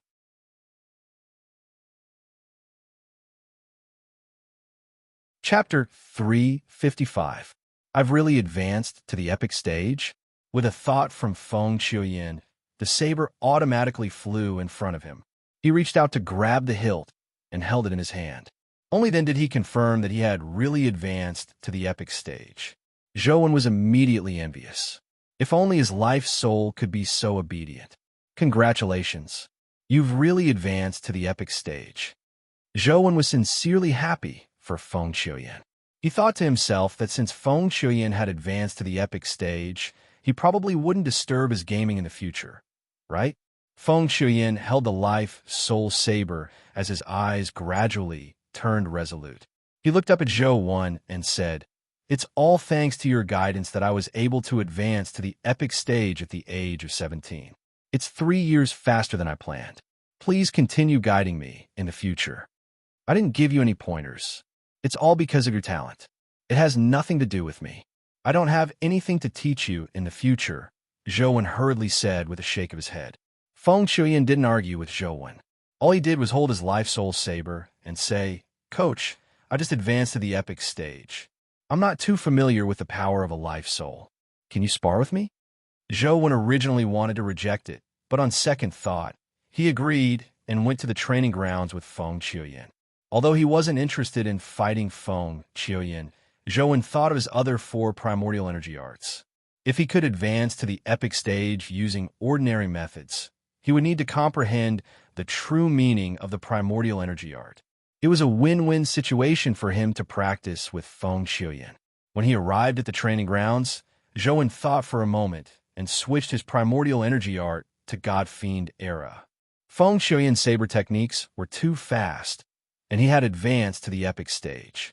Although his stats hadn't increased, with the augmentation of his life soul, his saber speed would definitely become faster. Zhou's other 3 primordial energy arts didn't increase his speed much. Now, Zhou's highest stat was speed. Coupled with the God Fiend Life Providence that increased his speed and levitating ability, he should be able to fight Feng Qiuyan. Feng Qiuyan's life soul was a combat type that could be used as a weapon. Feng Qiuyan held his life soul saber and slashed at him. This strike was completely different from the last time Feng Qiuyan sparred with Zhou. Back then, Feng Qiuyan needed to slowly increase his saber speed with each strike. However, this strike was so fast that his eyes couldn't keep up with it. It was as though it had vanished from his vision. If he hadn't advanced to the epic stage and his speed stat hadn't increased, he would probably have had to use ghost steps to dodge the saber. However, things were different now. Zhou's speed had already increased to 36 points. Feng Qiuyan had just advanced to the epic stage, so he probably only had 21 speed points. The difference was still huge. Without using ghost steps, Zhou took a step forward and his speed soared to its limits. He also used Dragon Gate Fairy skill and dodged Feng Qiuyan's strike like an immortal. "Coach, you have to be careful. My life soul's name is Regicide. My current ability is indestructible." Feng Qiuyan wasn't guarded against Zhou at all as he revealed his life soul's name and abilities. One had to know that a life providence and life soul were a person's greatest reliance. Most people wouldn't easily let outsiders know of their life providence and life soul's abilities. Regicide? Why does it feel a little inauspicious? My life providence has the word king. Wouldn't king be monarch? Zhou made connections. Feng Qiuyan's saber techniques had already reached the phenomenal success stage. The first strike standard was off the charts, exceeding the speed he could control. It was also the standard he had after slashing out 100 times. As he continued slashing, his saber techniques became even faster. It should have exceeded the limits of Feng Qiuyan's control, but under such a speed, Feng Qiuyan should have been unable to control it. However, because he was using the Life Soul Saber, the Life Soul Saber was almost one with him. It greatly increased his control. Every strike exceeded his limits, becoming faster and stronger, but he didn't lose control. Thankfully, Zhou's speed stat was much higher than Feng Qiuyan's. With the God Fiend Era as his foundation, he pushed Dragon Gate Fairy skill to its limits, so it wasn't difficult for him to dodge Feng Qiuyan's swift saber. However, even Zhou had no choice but to marvel at Feng Qiuyan. If Feng Chuyin didn't perish, he would definitely become a saber expert of his generation. The Swift Saber Heavenly King Life Providence allowed him to have an unlimited talent for Swift Sabers. Now, the Regicide Life Soul allowed him to have a saber that was most suitable for him, coupled with his natural focus and perception towards saber techniques. As long as he didn't die, no one could stop him from continuing his improvement. Perhaps one day, he could really advance to the mythical stage. Feng Shuyan's saber became faster and faster, more and more thrilling. His saber techniques were no longer as deliberately pursuing perfection as before. One could see many flaws in his saber techniques, but these flaws were covered up by his swift saber. Even if one could see his flaws, he was too fast. Even if one could see them but not catch them, it was equivalent to the flaws not existing. In the past, Feng Shuyan's saber techniques had some craftsmanship. He had deliberately pursued the extreme, but now, although it wasn't as perfect, it had a natural quality to it. It was less craftsmanship and more artistic. In the beginning, Zhou didn't feel any pressure. After all, his speed stat was much higher, but slowly, Feng Shuyan's saber techniques made him feel pressure. It was a saber technique that had broken through to the extreme. It had infinite possibilities, but Zhou had to give him a chance to showcase it. Otherwise, if he were to be defeated in the first move, Feng Shuyan wouldn't have infinite possibilities. Under the swift saber that could kill in the blink of an eye, Zhou was as elegant as an immortal. He dodged one saber strike after another without touching the ground.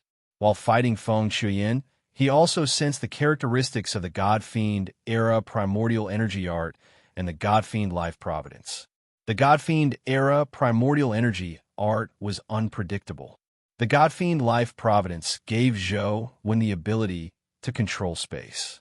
With the God Fiend life providence, Zhou could treat the sky as flat ground. To him, there was no difference between up and down. Wherever he was, the void was the land. With such an ability, Zhou had more choices when using his movement techniques than the average person. Many actions that others couldn't do were easy for Zhou. In the past, Zhou had only used the God Fiend life providence to provide him with the ability to control space. He didn't think too much about it, but now that he carefully sensed the God Fiend life providence, he realized that with the God Fiend life providence, he could do far more than he imagined. Just like the Dragon Gate Fairy skill, with the God Fiend Life Providence, there were many actions that required him to borrow strength. He could completely eliminate them because he didn't need to borrow strength at all. He could directly walk in the air, saving him a lot of time and primordial energy. There were some places that required him to breathe, but he didn't need to.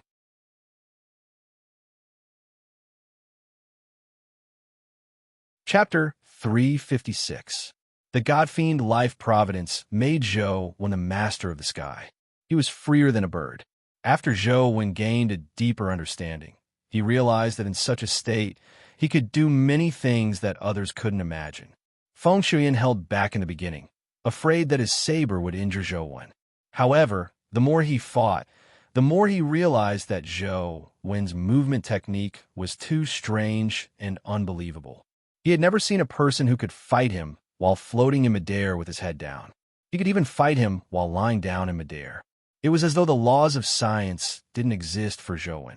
It completely shattered Feng Shuyan's previous experience in fighting humans. Many of the movement techniques that Zhou displayed were things he had never thought of before.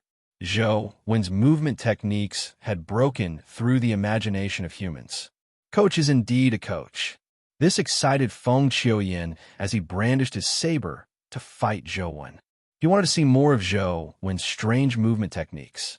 Zhou's movement techniques became more and more strange, but Feng Shuyan's saber techniques became more and more peaceful. Feng Shuyan seemed to be truly comprehending the profundities of stillness. With the power of the God Fiend Life Providence, Zhou began to gain an advantage, but gradually he realized that every slash from Feng Shuyan made him feel extremely uncomfortable. It was as though he had sealed off all the changes in his movement techniques, making him feel as though he had returned to his natural state. Zhou was already immersed in the battle. He was completely focused on the battle, and as he fought, he thought of a way to escape his present predicament. However, no matter how Zhou Wen's movement techniques changed or how strange they couldn't shake Feng Qiuyan's saber techniques. Every strike of Feng Qiuyan's had turned complicated into simple. He saw through thousands of changes, and finally, it all came down to one strike. With a single strike, Feng Qiuyan's saber techniques were finally at the phenomenal success stage. Zhou Wen's movement techniques constantly changed, but he could barely dodge Feng Qiuyan's saber techniques. However, the space he could move in decreased as he was constantly suppressed by Feng Qiuyan's saber techniques. This powerful pressure not only didn't make Zhou Wen flustered, but he also felt a faint sense of excitement. His mind was calmer and clearer than ever. Zhou Wen constantly searched for a possibility of cracking Feng Qiuyan's saber techniques. He squeezed out every possibility he had, hoping to make the impossible possible. The God-Fiend Life Providence and God-Fiend Era Primordial Energy Art were also constantly being squeezed, allowing Zhou Wen to deeply sense their existence and effects. Only by doing so could Zhou Wen make better use of them.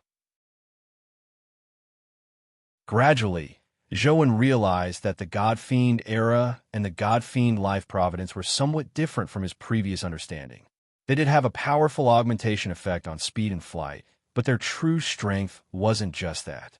This essence energy art that came from foreign land seemed to have a more profound meaning. As usual, Wei Gu arrived at the training ground early in the morning. He didn't come so early to train, but to wait for someone. The vice principal, who was in charge of managing the training grounds, didn't have much power in the academy and usually didn't care about anything. However, Wei Gu knew that this vice-chancellor looked like a vice-chancellor without any real power in the college, but in fact, he had a very deep background. According to the information Wei Gu had obtained, a few years ago, a president of the student council was able to stay in the school to teach. It was thanks to this vice-chancellor. One had to know that even the managing vice-chancellor couldn't do it, but he had done it. Therefore, after Wei Gu heard that the vice-chancellor would sometimes come to the training ground in the morning to take a look, he would basically come to the training ground every morning and pretend to practice in order to leave a good impression on the vice-chancellor. He even wanted to establish a relationship with the vice-chancellor so that the vice-chancellor could give him some help in the future when it came to retaining his teaching position. Wei Gu knew how important it was to him to stay in the school to teach. And Jing could disdain the position of student council president, and Li Xian could also disdain the qualifications to stay in the school, but he couldn't. He wasn't an elite like in Jing, nor did he have Li Xian's family background. If he wanted a future for himself and his family, staying in the school to teach was undoubtedly the best path. In this era that was fraught with danger, the college was undoubtedly one of the safest places. Staying in Sunset College and bringing his parents here had always been Wei Ji's goal. Furthermore, he had been working hard for it, even by hook or by crook. However, it was just too difficult to stay in Sunset College to teach. It was so difficult that Wei Gu didn't want to give up any hope. When Wei Gu arrived at the training ground, it was still very early. Only a few students were using various equipment to practice in the hall, and he didn't see the vice-chancellor. Wei Gu was very satisfied with this. He entered the changing room and changed into a set of movement techniques for practice. He planned on finding a more conspicuous spot to practice and wait for the vice-chancellor to arrive. However, when Wei Gu passed by a training room, he heard a faint sound coming from inside. The sound resembled the sound of a blade tearing through the air. Someone is using the training room so early. Wei Gu was somewhat curious as he walked to the door of the training room. He pushed the door and realized that it wasn't locked, so he pushed it open and looked inside. When he saw it, his eyes immediately widened. He saw two figures fighting in the training room. One of them used a saber, and the saber technique sent a chill down his spine. Just standing outside the door and watching made Wei Gu feel the fear of being killed by the saber beam. The other person didn't use any weapons. He only relied on his movement techniques to dodge the terrifying saber technique. Despite such a terrifying saber technique, his figure remained as elegant as an immortal. Wei-Gu had also seen many tutors use saber techniques and movement techniques. As the president of the student council, he had more opportunities to interact with tutors than ordinary students. He had also had the opportunity to be in some tutors' exclusive venues. He had seen many tutors fight, but the saber techniques and movement techniques of the two people in front of him gave him a feeling he had never felt before. They seemed to be stronger than the tutors he had seen in the past. Zhou Wen, Feng Qiuyan. Wei-Gu recognized the two of them and was stunned. He couldn't believe that the two people fighting here weren't tutors, but students like him. Furthermore, they were juniors of a lower grade. Wei-Gu stood outside the door and watched the two of them fight in a daze. He pushed the door open without entering or retreating, as though he was in a daze. Boom! At that moment, Zhou Wen's aura erupted as an indescribable force spewed out of his body like a burning, transparent flame. He's condensing a life soul. Wei Ji's pupils constricted as he stared intently at Zhou Wen, who was in midair, as though he had been petrified.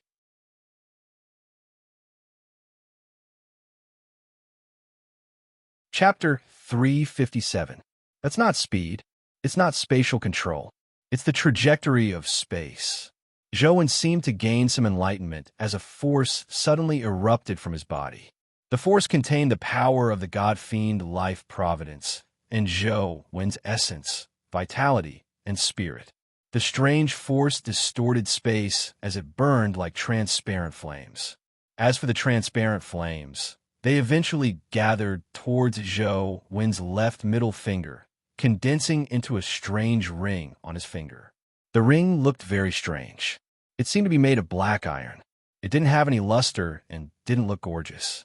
It wasn't even considered exquisite or beautiful. It was a simple metal ring with a ghastly face on it. However, the ghastly face was very strange. Half of the face looked abnormally ugly like a devil, while the other half looked very beautiful. Zhou Wen looked at the strange ring on his left middle finger as though some information had entered his mind. He instantly knew the ring's name and some of its uses. Lost Nation. Zhou Wen was somewhat puzzled. Why was the life soul condensed from the god-fiend era a ring? Furthermore, it had the name Lost Country. It didn't seem to have anything to do with the god-fiend era primordial energy art or the god-fiend life providence. Feng Qiuyan's saber didn't give him time to think carefully. The swift saber had already slashed in front of him. As Zhou Wen was looking at the life soul ring he condensed, Lost Country, he was momentarily distracted. By the time he realized it, the saber was already in front of him. Seeing that Zhou Wen didn't dodge, Feng Qiuyan jumped in fright. He wanted to retract his saber, but the saber was too fast. Furthermore, it was about to touch Zhou Wen's clothes. At such a short distance, there was no room for him to retract his saber. Wei-Gu, who was standing at the door, was alarmed as well. He imagined that Zhou Wen was about to bleed. However, in the next second, the two of them saw Zhou Wen vanish into thin air in front of Feng Qiuyan. Feng Qiuyan's saber slashed over, but it didn't touch anything. Feng Qiuyan couldn't help but be taken aback.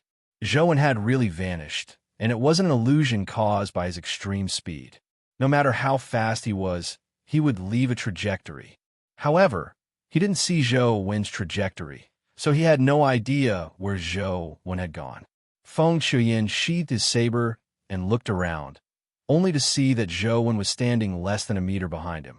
He had no idea how Zhou Wen had gotten there or when he had arrived. Coach, you have also condensed a life soul to advance to the epic stage. From his point of view, it was only natural for Zhou Wen to condense a life soul to advance to the epic stage. However, he had forgotten that Zhou Wen was actually about the same age as him. It was indeed surprising that he could condense a life soul at this age. Outside the training room, Wei-Gu had already closed the door.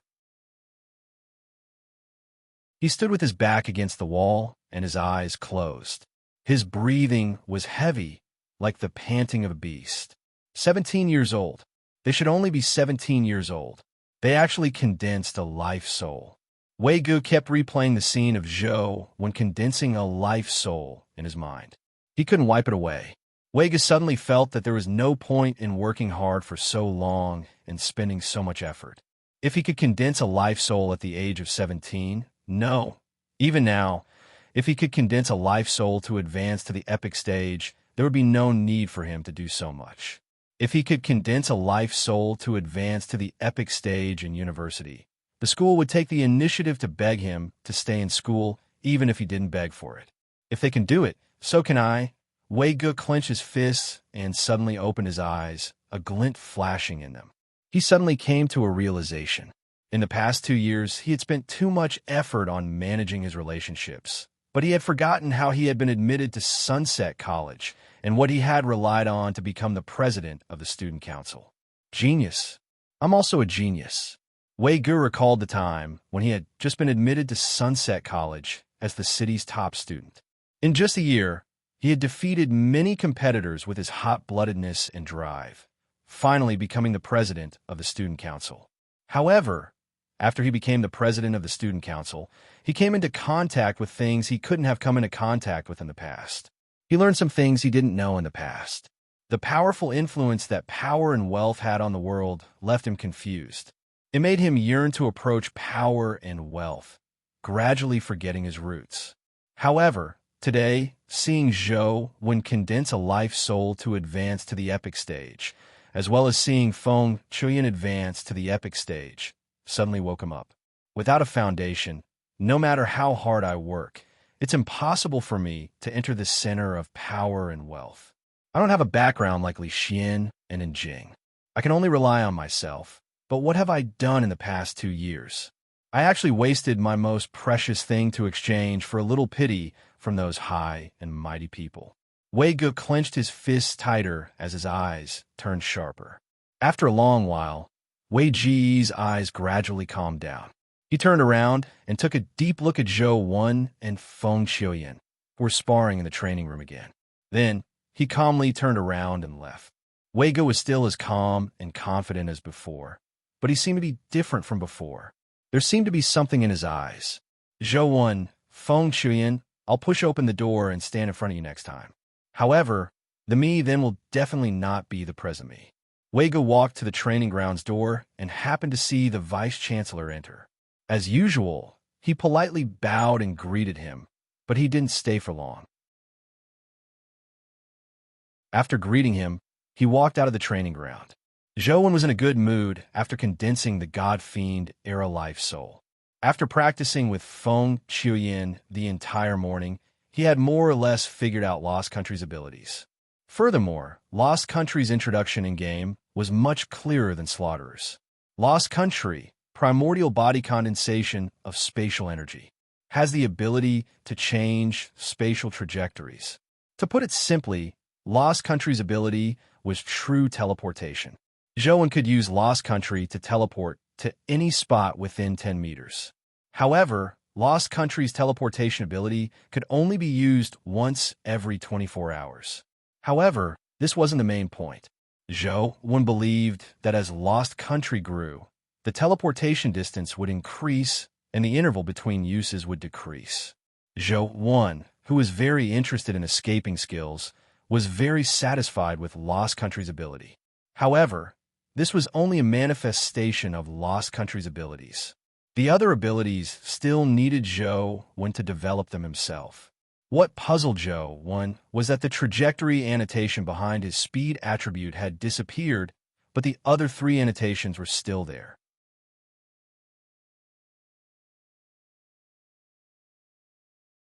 Chapter 358. It seems that the appearance of the Lost Nation caused the suffix orbit to disappear. Since the God-Fiend era can condense a life soul, the other 3 essence energy arts should also be able to condense a life soul. Zhou Wen planned on spending some time to condense a life soul for the remaining 3 essence energy arts. Lost Country has true teleportation abilities. I wonder what abilities the remaining 3 life souls have. Zhou Wen thought for a moment and planned on starting with the Ancient Sovereign Sutra. Why did he start with the Ancient Sovereign Sutra? It was because he couldn't figure out the other 2 primordial energy arts for the time being. The Tao Sutra was profound and difficult to understand. Apart from recovering his primordial energy, Zhou Wen hadn't discovered anything special about it. it probably wasn't that simple to comprehend its true meaning. The small perfection of Wisdom Sutra was related to the body and the six senses, so Zhou couldn't think of a good way to improve it. In comparison, the ancient Sovereign Sutra seemed to be more direct. It greatly augmented his strength and came with fire elemental attributes. Zhou felt that it wouldn't be difficult for him to comprehend more fire elemental powers. Zhou looked at the dungeons he had. There weren't many dungeons with fire elemental dimensional creatures. Only the Fire God platform had one. However, Zhou had already attempted techniques like the Firebird many times, but he failed to figure out anything. Therefore, Zhou planned on changing locations. Dragon Gate Grotto didn't have any particularly powerful fire elemental dimensional creatures. Mount Laojun and Ant Nest didn't have any fire. Similarly, Tiger Cage Pass didn't have any, and Pool City was a vast ocean. Most of the creatures on the Zhuolu battlefield were poison elemental creatures, so there was no fire. The current game dungeons really don't have any fire-type creatures. All Zhou could do was try a new dungeon. He went online to search for information on Sunset College's dungeons, hoping to find a dimensional zone with fire elemental creatures. If he really couldn't find it, Zhou planned on using the chick. After all, it was also fire elemental, so it should be of some use. It shouldn't be difficult to tease it and get it to spew out flames. However, the chick's flames were a little terrifying. Unless absolutely necessary, Zhou didn't plan on touching it. It wasn't difficult to find dungeons with fire elemental creatures. Soon, Zhou found one. Furthermore, it didn't require a special pass. Zhou immediately got up and planned on taking a look. He wanted to find a tiny palm symbol and enter a new dungeon. The place Zhou was heading to was called Magma River. It was also underground, but it was different from dungeons like Pool City. There was no city there, just an underground magma river. There were many fire elemental dimensional creatures nearby. As Magma River's value wasn't high, most fire elemental dimensional creatures had the ability to survive in magma. It was relatively difficult to hunt them, and the benefits weren't high. Apart from students and otherworldly masters who needed fire elemental primordial energy skills, ordinary people rarely came to Magma River. Naturally, no one supervised it. Zhou encountered quite a number of students on the way, but they were all heading to other dungeons. When he arrived near the Magma River, there was no one to be seen. From afar, he felt a heat wave blow at him. Thankfully, Zhou's physique was already very strong. If it were any ordinary person, they would have long been drenched in heat. If they stayed in such a place for an extended period of time, without any water to replenish themselves, it would probably be very easy for them to dehydrate. Scarlet magma slowly flowed out of the underground cave. The scarlet light formed a stark contrast with the nearby black rocks, illuminating the underground cave without making it dark. Before Zhou approached the Magma River, he saw a person squatting beside it. From his clothes, it was likely a school uniform. "Gujian, what are you doing here?" Zhou walked closer. Although he could only see the back, he recognized the person. There was no other way about it. Gu Dian's figure was too tall and muscular. It was difficult not to recognize him. "Fishing." Gu Jian turned his head to glance at Zhou, and only said 2 words. Then, he turned his head back and continued staring at the Magma River. "Fishing here? What fish are you fishing for?" Zhou walked to Gu Dian's side and looked down. He saw Gu Jian pulling a rope as thick as a thumb. The rope was snow-white and crystalline. It looked like it was woven from silk. The rope hung into the magma below, but it wasn't burned by the magma. It didn't look like ordinary silk. He was about 3 to 4 meters away from the magma, but the heat was already very thick. However, Gu Jian didn't sweat a single drop as he stared at the Magma River with a deadpan expression. "Goldfish." Gu Jian spat out another word as though his words were very valuable. It was as though he was afraid that he would lose out if he said too much. There are goldfish in such a place? Zhou didn't believe that there were goldfish here. He had only heard of fire armor crocodiles and magma worms. If crocodiles were considered fish, then there were indeed fish here. However, the fire armor crocodiles were black and had magma-like fire patterns on their bodies. They weren't golden. Yes, Gu Jian answered with certainty. Then take your time fishing. I'll go elsewhere to see if there are any fire-armored crocodiles. Zhou was just about to follow the magma river upstream to see if there were any tiny palm symbols nearby when he suddenly saw the rope in Gu Dian's hand shake violently. Gu Jian tightened his grip on the rope with both hands. His legs were like stakes that were nailed to the rock. The rope was taut as it hung down to the other end of the magma. However, it kept moving as though something was pulling at the rope in the magma and spinning it. Zhou was attracted by the situation on Gu Dian's side and couldn't help but stop to watch. Crack! The rock beneath Gu Dian's feet shattered as his legs sank into the rock. His entire calf sank in. What powerful strength! This fellow should be at the peak of the legendary stage, right? Zhou had always been curious about Gu Dian's strength. He had defeated Gu Jian once before, but later he realized that Gu Dian's strength wasn't limited to what he had defeated. However, as the two of them didn't have the chance to fight, Zhou didn't know Gu Dian's true strength. From the looks of it, it was definitely more than what he had shown back then. Gu Jian had likely shown mercy back then. At the very least, his strength was about 20 points. Despite Gu Dian's strength, he still couldn't pull the rope. This was because the force coming from the rope was too strong. Gu Dian's legs were like plowing the ground, plowing 2 trenches in the rock. He was about to be pulled into the magma river. Zhou hurriedly flashed to Gu Dian's side and grabbed the rope with both hands. He used Gu Jian to pull with all his might. Although his strength wasn't as high as his speed, it was still at 28 points. With a pull, he immediately stopped the rope from sagging. However, when Zhou tried to pull the rope up again, he found it abnormally heavy. It was as though he was in a tug-of-war with a heavyweight player. He couldn't pull it. Release it when I loosen it. Pull it when I pull it, Gu Jian suddenly said. All right. Zhou sensed Gu Dian's strength. When Gu Jian exerted strength, he exerted strength. When Gu Jian released the rope, he also retracted his strength. After about half an hour, Zhou felt the strength on the rope weaken significantly. At that moment, Gu Jian suddenly roared, "Pull!" Zhou hurriedly used all his strength to pull the rope with Gu Jian. The rope was pulled out of the magma, and on the other end of the rope, a goldfish with golden scales and a tail that resembled a robe leaped out of the magma. Its body was still burning with golden flames.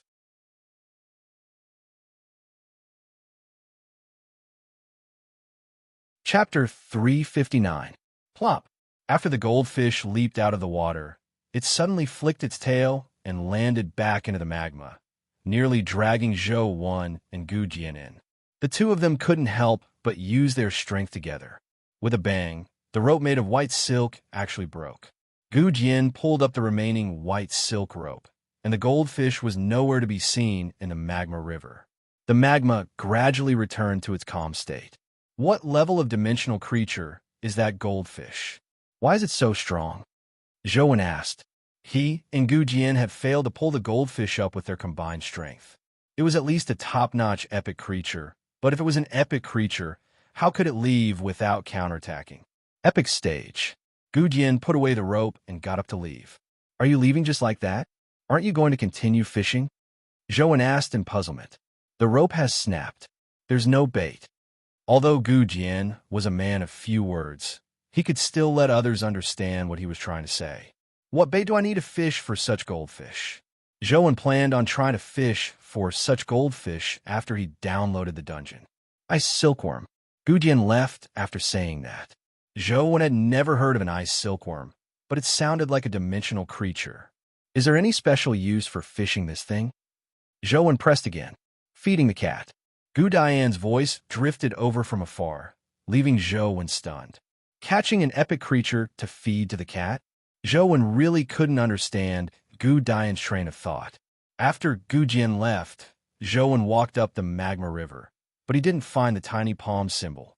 Instead, he saw a fire-armored crocodile lying on the bank of the magma river. The fire-armored crocodile was nearly 4 meters long. Its magma-like scales were covered in dark red magma patterns. Although it was only a legendary creature, it could spit out scorching flames. Furthermore, it was extremely powerful. It was considered a top-notch legendary creature. Before Zhou even approached, the fire-armored crocodile had already discovered his existence. It opened its mouth and spat out a flame that flew several meters away like a flamethrower. Zhou didn't dodge the flames of this level despite wearing the armor formed by the stone chi. He circulated the ancient sovereign sutra and punched the flames. Bam! The flames were blasted apart, and in the middle was a blob of magma. The magma splattered in all directions. Flames of this level couldn't injure Zhou at all. The fire-armored crocodile spewed out flames again. Zhou didn't kill it, allowing it to keep spewing fire. Then, he used the power of the ancient sovereign sutra to blast the flames apart in an attempt to sense the profundities of the fire elemental powers in the ancient sovereign sutra. However, Zhou quickly realized that apart from heat, he couldn't sense any profundity in the flames. It was purely because the temperature was high enough. After fighting for a while, Zhou didn't feel much, but the fire-armored crocodile was so exhausted that it couldn't spit out any more flames. It turned around and fled into the magma river, swimming into the distance. Perhaps the flames aren't strong enough. I'll see if I can counter a magma worm later. That's an epic fire elemental creature. Its flames should be much stronger than the fire-armored crocodiles. Zhou didn't chase after the fire-armored crocodile. Killing a legendary creature was meaningless to him, so he couldn't be bothered. As he walked, he searched for the tiny palm symbol. Unfortunately, he didn't find it. Instead, he encountered a group of more than 10 fire-armored crocodiles by the shore. One fire-armored crocodile's flames aren't strong enough. A dozen should be enough, right? With this thought in mind, Zhou charged into the fire-armored crocodile horde. Li Weiyang was in a bad mood. She had invited a few of her sisters from the Weiyang Club out for an activity, but to her surprise, one of them had brought her boyfriend. It wasn't a big deal to bring a boyfriend, but this person was somewhat irritating. Li Weiyang originally planned on hunting some mortal stage demonized soldiers, but this person insisted on coming to the magma river. The members of the Weiyang Club were basically at the mortal stage. Only Li Weiyang had recently advanced to the legendary stage, but her stats hadn't improved. It was meaningless to bring them to the magma river. The lowest level dimensional creature here was the fire-armored crocodile, a very powerful creature at the legendary stage.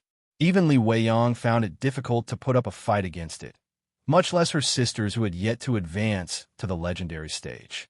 However, the man strongly recommended them to come to the magma river. With the girl's encouragement, Li Weiyang and company didn't wish to embarrass her, so they reluctantly followed him to the magma river. Thankfully, the dimensional creatures in the magma river wouldn't stray too far from the magma river. Although they couldn't beat them, they wouldn't be in danger as long as they didn't approach the magma river. Although they didn't have to worry about safety, Li Weiyang had originally organized a hunt with everyone. Now, all they could do was watch the man beat the fire-armored crocodile. Apart from the man's girlfriend, Sully, who kept praising her boyfriend, the other girls found it boring. Zheng Tianluan killed a fire-armored crocodile and was lucky enough to drop a strength crystal. He returned to the girl's side and handed the strength crystal to his girlfriend, Sully. Sully, this strength crystal is for you. That's not good, right? I'm still at the mortal stage. Isn't it a waste to use a legendary crystal? Although Sully said that, she couldn't hide the joy on her face. Take it. Killing legendary creatures isn't difficult for me. It's very easy to get legendary crystals. I'm here to have fun with you today.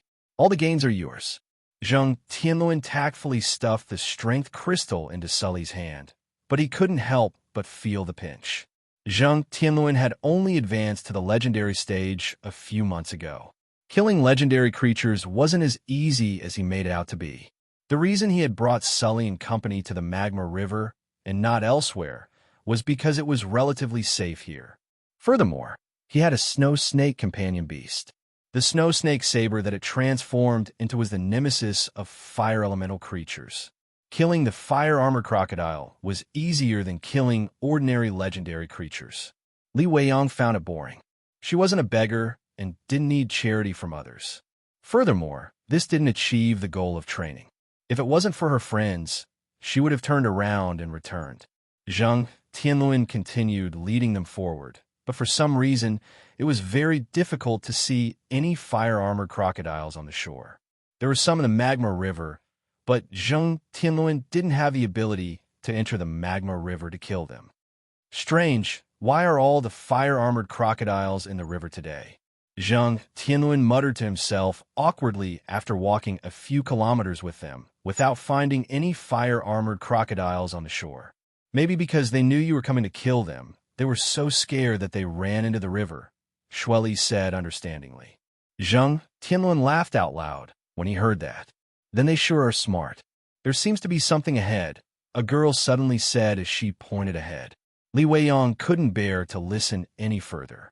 When she heard that, she looked ahead and saw a figure walking by the magma river. She could vaguely make out a person wearing a school uniform.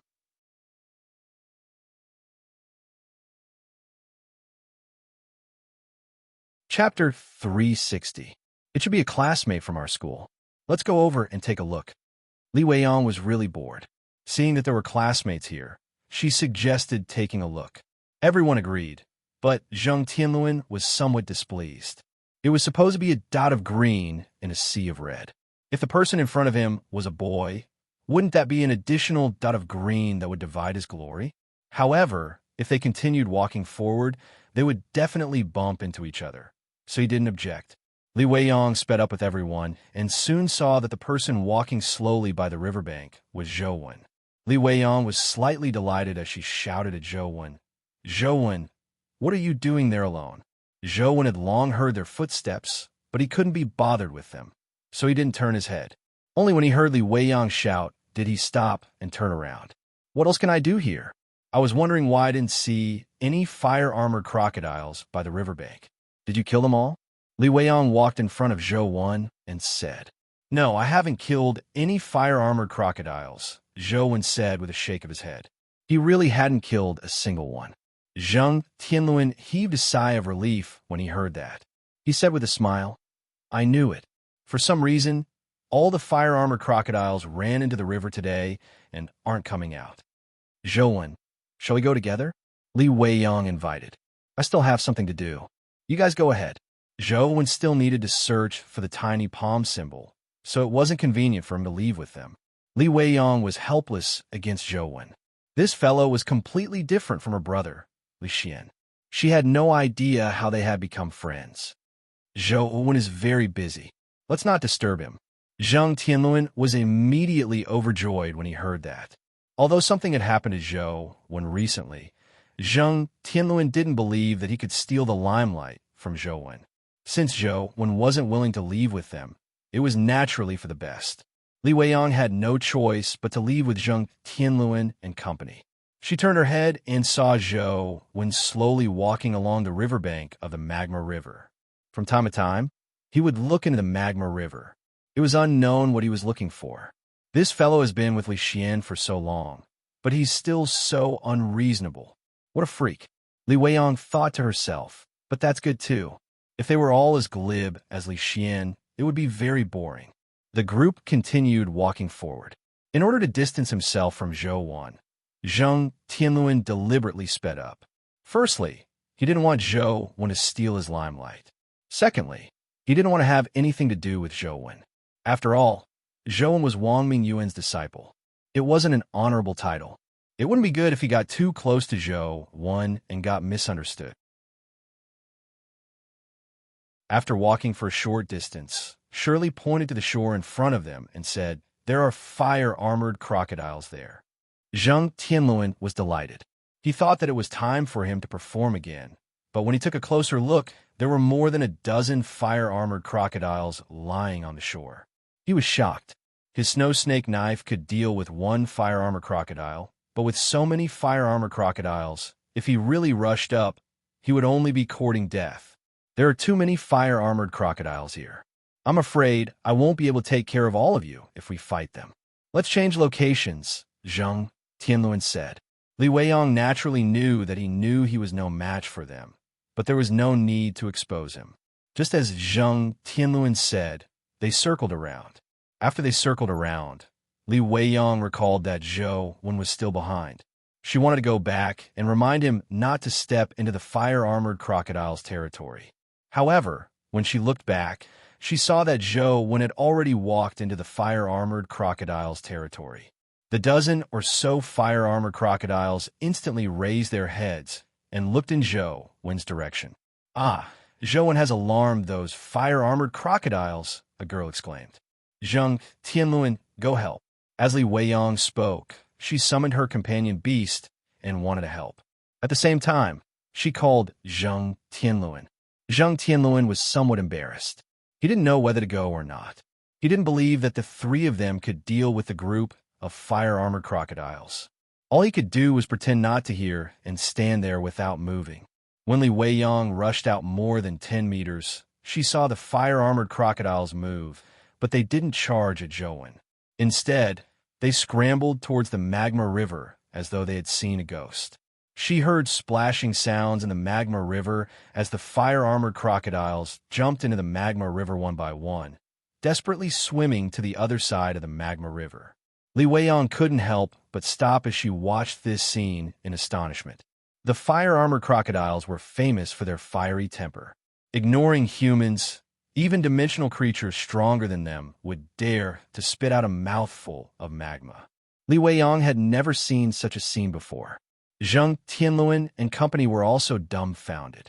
Wherever Zhou Wen passed, the fire-armored crocodiles would scramble to escape as though they were terrified to the extreme.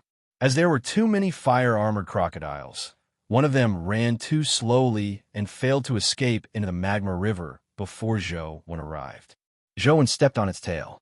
The fire-armored crocodile immediately seemed to be petrified as it lay there motionless, its body still trembling. Zhou Wen extended his hand and smacked the fire-armored crocodile's head a few times, hoping to provoke it to spit out flames. However, the fire-armored crocodile had a backbone. It lay there motionless. Not only did it spit out flames, it didn't even open its mouth. From the looks of it, these fire-armored crocodiles are the ones that escaped previously. Zhou Wen couldn't help but feel depressed. He had previously fought a horde of fire-armored crocodiles and made them spit out flames for him to study the ancient Sovereign Sutra. However, the fire-armored crocodiles had run out of fire, and he hadn't figured out anything. Later, the fire-armored crocodiles ran away. He never expected them to be the ones he had encountered previously. "Let's go." Zhou Wen released his foot gloomily. Only then did the fire-armored crocodile feel as though it had been pardoned. It quickly sprawled towards the magma river and jumped in with a plop. Li Weiyang and company were dumbfounded. They found it unbelievable that the ferocious dimensional creature they knew was a fire-armored crocodile. It was like a mouse that had encountered a cat. After passing through the area, Zhou Wen arrived at Li Weiyang and company. He didn't say a word as he walked past them and continued walking upstream. "How cool. Don't you know that Zhou Wen has a girlfriend?" A girl said with reddened eyes. "Definitely not. I heard that he's a famous gaming geek," another girl said. "What gaming geek? You should be a god. Didn't you see? Those legendary fire-armored crocodiles don't even dare move in front of him. He's just too godly," the girl from before retorted. "What a pity. If he wasn't Wang Mingyuan's disciple, he would definitely become a famous expert in the Federation in the future." Li Weiyang sighed inwardly. She knew very well how terrible Wang Mingyuan's matter was. Luoyang's Wang family had a powerful backer, but they were basically done for. It would be difficult for them to enter the core of the Federation's power in the future. As Wang Mingyuan's student, Zhou Wen had long been blacklisted by the Federation. If it wasn't for the Yin family protecting him, the Bureau would have long captured him for interrogation.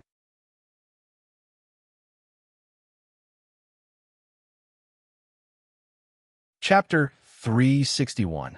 Zhou Wen ignored them and continued walking along the riverbank. "Weiyang, let's follow and see what Zhou Wen is doing," a girl suggested. "That's not a good idea, right?" Li Weiyang was somewhat hesitant. Since Zhou Wen didn't kill the fire-armored crocodiles, it was obvious that he wasn't here for them. Li Weiyang was somewhat curious about what Zhou Wen was doing here, but it didn't seem appropriate to follow him. The magma river is so huge. It's not like only one person is allowed to hunt. Joe didn't say that he was going to book the entire place and didn't chase us away. It shouldn't be a problem, right? The girl from before said. That's right, President. We'll just slowly walk behind him. It won't be a hindrance to him, another girl said. Apart from Zheng Tianluan, the other girls were very interested in following. Li Weiyang thought for a moment and said, all right then, let's continue forward. Although Zheng Tianluan was somewhat unwilling, he couldn't object since everyone was so enthusiastic. All he could do was follow them forward.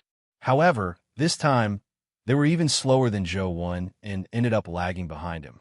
Zhou Wen originally wanted to wait for them to pass before slowly searching for the tiny palm symbol, but he soon realized that they were leaving when he walked. They stopped when he stopped. Zhou Wen decided to ignore them and slowly walked along the magma river. He didn't find the tiny palm symbol, and the nearby fire-armored crocodiles were afraid of Zhou Wen. They fled into the magma river the moment they saw him, leaving Zhou Wen bored.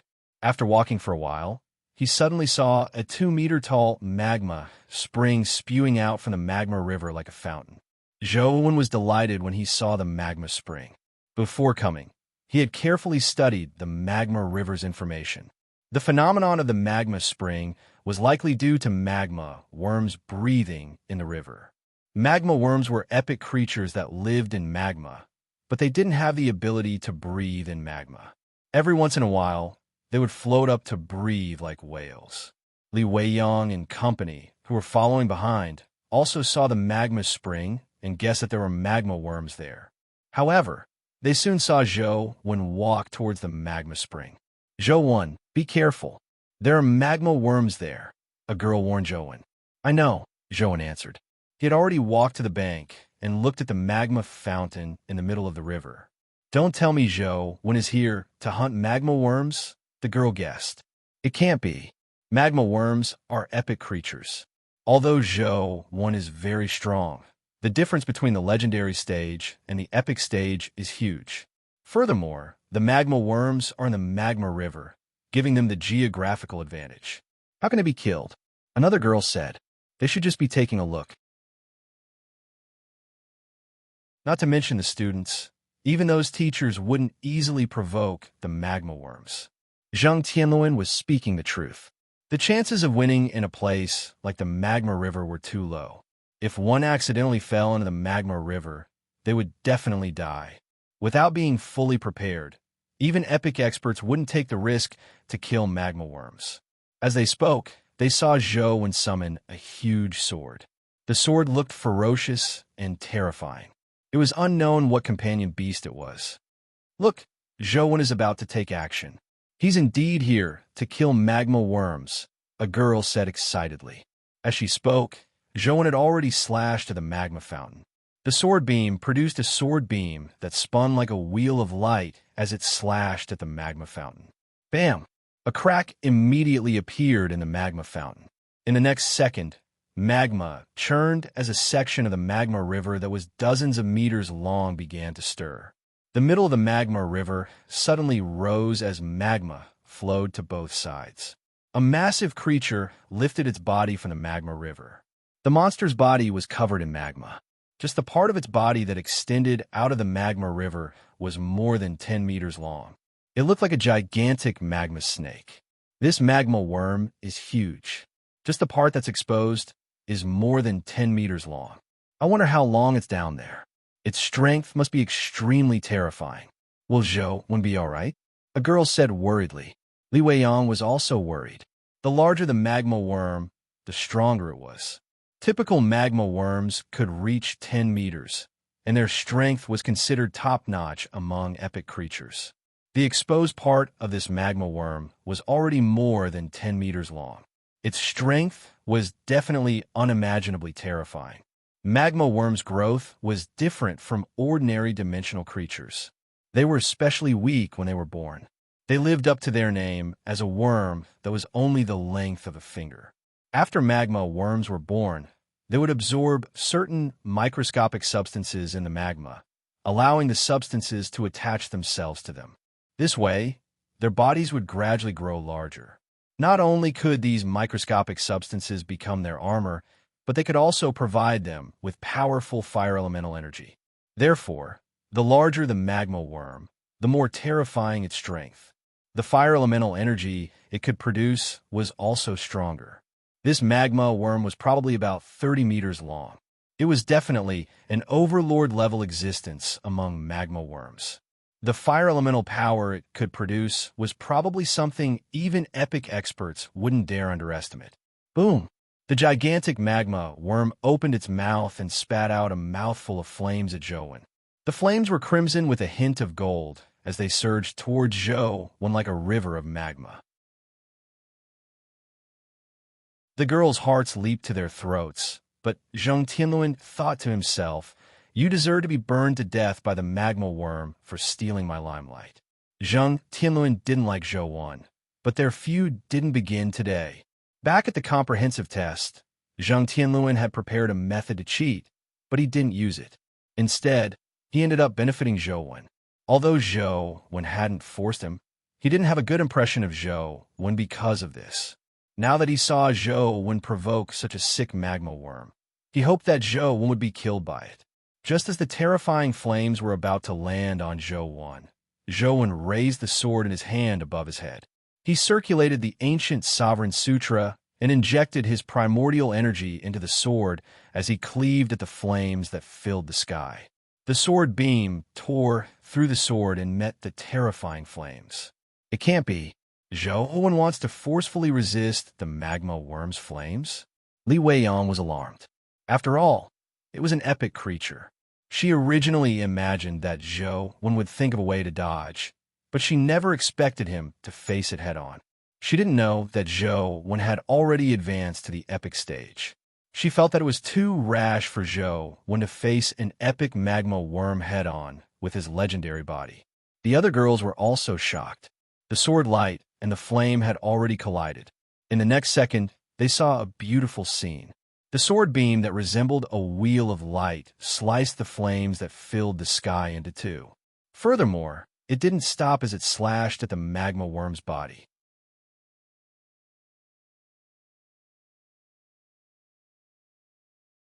Chapter 362. The sword beam that resembled a wheel of light slashed at the magma worm's body. Like a chainsaw cutting through steel, sparks flew and magma splattered. The golden crystal-like body was sliced apart by the sword beam. The gigantic worm was sliced into two as it fell into the magma river. Boom! The magma worm's body fell into the magma river, stirring up a magma wave that was tens of feet tall. Li Weiyang and company were already dumbfounded. They felt that Zhou, who was standing by the magma river with a sword in hand, was like a god. Too powerful. He killed the magma worm with one strike. He doesn't look like a student at all. A girl stared at Zhou with glowing eyes as she muttered to herself, "He's indeed not a student." "Don't forget who his teacher is," Zhang Tianluan replied coldly. Seeing the girls look at him like they were infatuated with him, including his girlfriend, Sully, Zhang Tianluan was extremely displeased. When Li Weiyang heard Zhang Tianluan's words, her expression immediately sank. "Zhang Tianluan, don't spout nonsense. Zhou is Zhou. It has nothing to do with his teacher." "That's right. Zhou is so handsome. It definitely has nothing to do with those terrifying people." The girl spoke up for Zhou. Zhou slashed open the magma worm's body with one strike and saw a white worm that looked like a silkworm drop out from its head. Although Zhou's teacher had always taught him how cute silkworms were when he was in school, he had never found them cute. Instead, he found them somewhat terrifying. Therefore, Zhou didn't hesitate to slash out, hoping to slay the magma worm's body. However, before Zhou's sword beam could land, he saw a magma pillar suddenly explode from the magma river. A golden figure leaped up from the waves. It was covered in golden scales and had a tail that resembled a robe. It looked especially enchanting. Goldfish. Zhou immediately recognized it. It was the goldfish that Gu Jian had caught, but he didn't know if it was the same one. The goldfish leaped up from the magma river and swallowed the magma worm. Then, it fell into the magma and vanished with a flick of its tail. F***, You dare to steal my prey? Zhou widened his eyes. He never expected that the magma worm he was about to kill would be snatched by a goldfish. With a thought, the white shadow of poison on his back transformed into a pair of wings and appeared on his back. It carried his body above the lava river and slashed at the place where the goldfish had landed. Bang! A deep mark that was more than 10 meters long appeared in the lava. The goldfish leaped up and landed on the other side of the lava river. Zhou chased after it and slashed again, but the goldfish had already changed positions. Zhou chased after the goldfish in midair as he constantly slashed out with sword beams. However, the goldfish was extremely slippery. Zhou failed to hit it despite slashing out several sword beams. Instead, it fled upstream. Li Weiyang and company chased after Zhou from the shore, but Zhou's flying speed was much faster than theirs. Soon, he left them in the dust, and soon, they couldn't see him anymore. Seeing that they couldn't catch up, they had to stop. He's also a student of Sunset College, but Zhou is only a first-year student. Why is he so strong? A girl sighed. That's right. He's really too strong. He's even stronger than President Wei Ge. Killing a magma worm that's 20 to 30 meters long with a single strike is like a god descending to the mortal world, another girl said in deep thought. Zhang Tianluan said coldly, I don't think there's anything special about him. Although he's indeed very strong, he's still much weaker than President Wei. President Wei relied on his own hard work to achieve his present results. Zhou only has a good family background and many powerful companion beasts. Family background? What family background? I heard that Zhou came from a small city. What kind of family background can he have? Most of the students didn't know much about Zhou. The girls looked at Zhang Tianluan curiously. Zhang Tianluan curled his lips and said, I'm afraid you don't know yet. Zhou was originally from a single-parent family. His father remarried not long ago. Do you know who his stepmother is? Who is it? The girls were indeed curious. His stepmother is Overseer An's mother, Ouyang Lan, the wife of the #1 family in Luoyang City, Zhang Tianluan said. Ah, so that's how it is. Doesn't that mean he's Overseer An's younger brother? The girl covered her mouth in disbelief. That's why Zhou can just say the word if he wants any resources. I heard that Ouyang Lan dotes on him very much, even better than in Jing. She gives him whatever he wants. Otherwise, where do you think he got so many powerful pets from? What ability does a student have to obtain such powerful companion beasts? You saw his sword just now. To be able to kill such a powerful magma worm, it's undoubtedly an excellent grade epic companion beast. Do you think a legendary student can incubate such a companion beast? Ouyang Lan must have gotten an epic expert to sacrifice himself and transfer the companion beast to Zhou. Zhang Tianluan clearly knew something about Zhou, but he didn't know the details. Half of it was news he had heard, and the other half was his own guess. I never expected this to be the case. So Zhou has such a powerful background. It's no wonder Wang Mingyuan's matter didn't implicate him. The girls looked enlightened. Now you know that it's not that Zhou is strong, but that his background is strong. Zhang Tianluan struck while the iron was hot and continued smearing Zhou. However, a girl covered her cheeks and said, I find Zhou so pitiful. As a stepson, and his father marrying into such a large family clan, he must have suffered a lot. I wonder how much suffering he endured to gain the recognition of the family and Ouyang Lan. That's right. It's no wonder Zhou is so antisocial. So that's why. We should give him more love. President, isn't your brother the president of the Xianwen Club? Isn't his relationship with Zhou very good? Why don't you discuss it with your brother? Our two clubs should do more joint activities. We should give Zhou more love. Otherwise, he's really too pitiful, another girl said. That's right. A stepmother's child is so outstanding. He must have put in unimaginable effort to have his present achievements. It's really touching.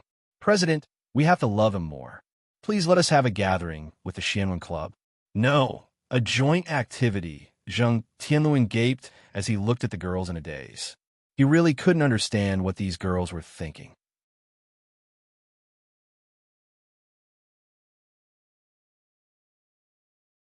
Chapter 363. Zhou chased after the goldfish and slashed at it, but the goldfish was very agile. It scuttled around in the magma. There were a few times when Zhou had lost sight of it, but it would jump out of the water as though it was provoking him. Zhou found something odd. This goldfish was undoubtedly a top-notch epic, but it never fought back. All it did was swim in the magma and didn't spit out flames like the magma worms and fire armor crocodiles. Zhou didn't believe that it didn't have the ability to spit out flames. This was because this fellow's body burned with terrifying golden flames. Even rocks would melt when they touched the flames on its body. How could it not have the ability to attack with flames? Previously, when Gu Jian was fishing for the goldfish didn't fight back. It had already left Zhou when puzzled, but now it was even stranger. Could it be that this is a dimensional creature that doesn't know how to attack? Zhou thought about it and felt that something wasn't right. This fellow wasn't a vegetarian. It had swallowed the magma worms as food and had even eaten the ice silkworm. At the thought of the ice silkworm, Zhou's eyes lit up. Could it be that the goldfish lost the ability to spit out flames because it ate Gu Dian's ice silkworm? The more Zhou thought about it, the more he felt that it was right. Although Gu Jian was powerful, he hadn't advanced to the epic stage. If he wanted to fish an epic goldfish, he definitely had to make some special preparations. Perhaps the ice silkworm was the goldfish's nemesis, causing it to temporarily lose the ability to control flames. In that case, this goldfish might very well be the one Gu Jian caught. Zhou lost track of the goldfish once again, but not long after, the goldfish jumped up from the magma not far away, as though it was provoking him. When it jumped into the magma, it deliberately swung its cloud-like tail, causing the magma river to splash. I originally wanted to use you to gain insight into the profundities of fire elemental powers. Since you have a death wish, don't blame me. With a thought, Zhou switched his primordial energy art to the God Fiend era. The God Fiend life providence appeared, and he summoned the Lost Country life soul. A strange ring appeared on Zhou's finger. Zhou stared at the magma river, and indeed, the goldfish jumped out again after a while. A strange glint flashed in the eyes of the half-ugly, half-beautiful ghost face on the Lost Country ring. Zhou's figure vanished abruptly. Almost at the same time, he appeared beside the goldfish. The Overlord sword beam pierced through the goldfish's body. Looking at the goldfish that was skewered on the Overlord sword like a roasted fish, it was completely dead. It could no longer be naughty, so Zhou dragged it to the shore. After typical dimensional creatures were killed, their corpses would rot faster than ordinary creatures. Zhou didn't want their corpses, but when he heard that Gu Jian wanted to feed the goldfish to the cat, he summoned the mutated stone Qi and transported the goldfish's corpse back. On the way back, he didn't see Li Weiyang and company. They had likely returned. After leaving the dimensional zone, Zhou contacted Gu Jian and asked if he wanted the goldfish's corpse. Yes, Gu Dian's words were always concise. Before sending the goldfish's corpse to Gu Jian, Zhou first cut open the fish's belly and discovered a companion egg inside. It surprised him greatly. However, the goldfish did not seem to have any special abilities other than being able to swim in the lava. When he transported the corpse to Gu Jian, Zhou inquired about it. Indeed, Gu Jian told him that after the goldfish swallowed the ice silkworm, it would be unable to use its fire powers for a period of time. Gu Jian hadn't lied to him. He had really fed the goldfish's corpse to the cat. Furthermore, it was the litter Zhou had seen previously. However, after a few months, the kittens had grown quite big, almost catching up to the big cat size. The big cat brought them to eat the fish meat that Gu Jian had sliced off and diced. It looked rather blissful. The present Gu Jian seemed to have transformed into a 3-star chef. While being meticulous, he had extraordinary patience. Even his ferocious appearance didn't seem as terrifying as before. He looked more gentle. Zhou turned around and was about to leave when Gu Jian suddenly said, "Goldfish, I owe you. Call me if you need anything." "All right." Zhou nodded and left the abandoned old campus. After returning to his dorm, Zhou eagerly hatched the goldfish companion egg. This fellow really needed a lot of primordial energy. In the beginning, Zhou believed that it wouldn't be difficult for him to hatch it, so he only supplied it with his primordial energy. However, in just an instant, nearly 30 points of primordial energy in Zhou's body were drained. It gave him a fright as he hurriedly summoned the slaughterer life soul, allowing him to have an infinite supply of primordial energy. Only then did he stabilize the situation. The companion egg transformed into a golden stream of light and landed on Zhou's arm, forming a goldfish tattoo with a twisting tail. Zhou summoned it. It looked like the goldfish he had seen before, its body burning with golden flames. However, the moment it landed on the ground, it immediately melted the ground. Zhou hurriedly summoned it back. This goldfish can't fly. It can only survive in the lava. It probably won't be easy to bring it along in battle, Zhou thought to himself. As Zhou thought to himself, he looked at the goldfish's in-game information. When he saw it, he nearly jumped up in joy. Fortune Goldfish, Epic, Life Providence, Luck, Luck plus 6, Life Soul, Soul of Rock Flame Strength, 34 Speed, 39 Constitution, 28 Primordial Energy, 40 Talent Skill, Magma Bubbles Companion Form. None after looking at the Destiny Goldfish's stats, Zhou wanted to laugh out loud. Finally, I have such a day. Didn't you forbid me from getting the baby tiger? Didn't I get an even better Destiny Goldfish? It's even better than the baby tiger. The baby tiger only has luck plus 5, mine is plus 6. It's even better than Wang Lu's. Zhou felt delighted. He had been grinding the baby tiger for so long without any results. It left him somewhat depressed, but now he was in an extremely good mood. Zhou originally planned on gaining insight into the goldfish's flames, but now he put it aside. He logged into the game and went to the Batcave. He wanted to see how much the drop rate increased with plus 6 luck.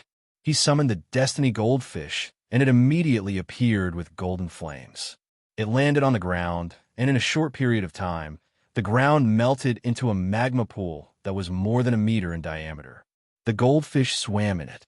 Wherever it swam in, the soul of rock flame on its body would melt the soil and rocks into magma. However, no matter how fast it was, there was a process. Therefore, the Destiny Goldfish moved very slowly. Unless it was in a place like the Magma River, this fellow could only engage in positional warfare, unable to pursue the enemy. It's time to show my true skills. Companion eggs, primordial energy skill crystals, poison crystals, high-level stat crystals. All of them come to me. Zhou summoned and drew his sword to charge at the swarm of poison bats.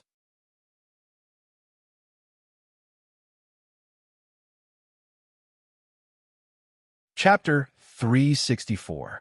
A gorgeous drop. A ground full of stat crystals. He picked up companion eggs until his hands went limp. There were so many primordial energy skill crystals that he didn't wish to pick up. These scenes from Zhou's illusion didn't appear. Not only did they not appear, but they also made Zhou feel that his drop rate had decreased. Usually, when grinding the Batcave, he would get more than 10 stat crystals.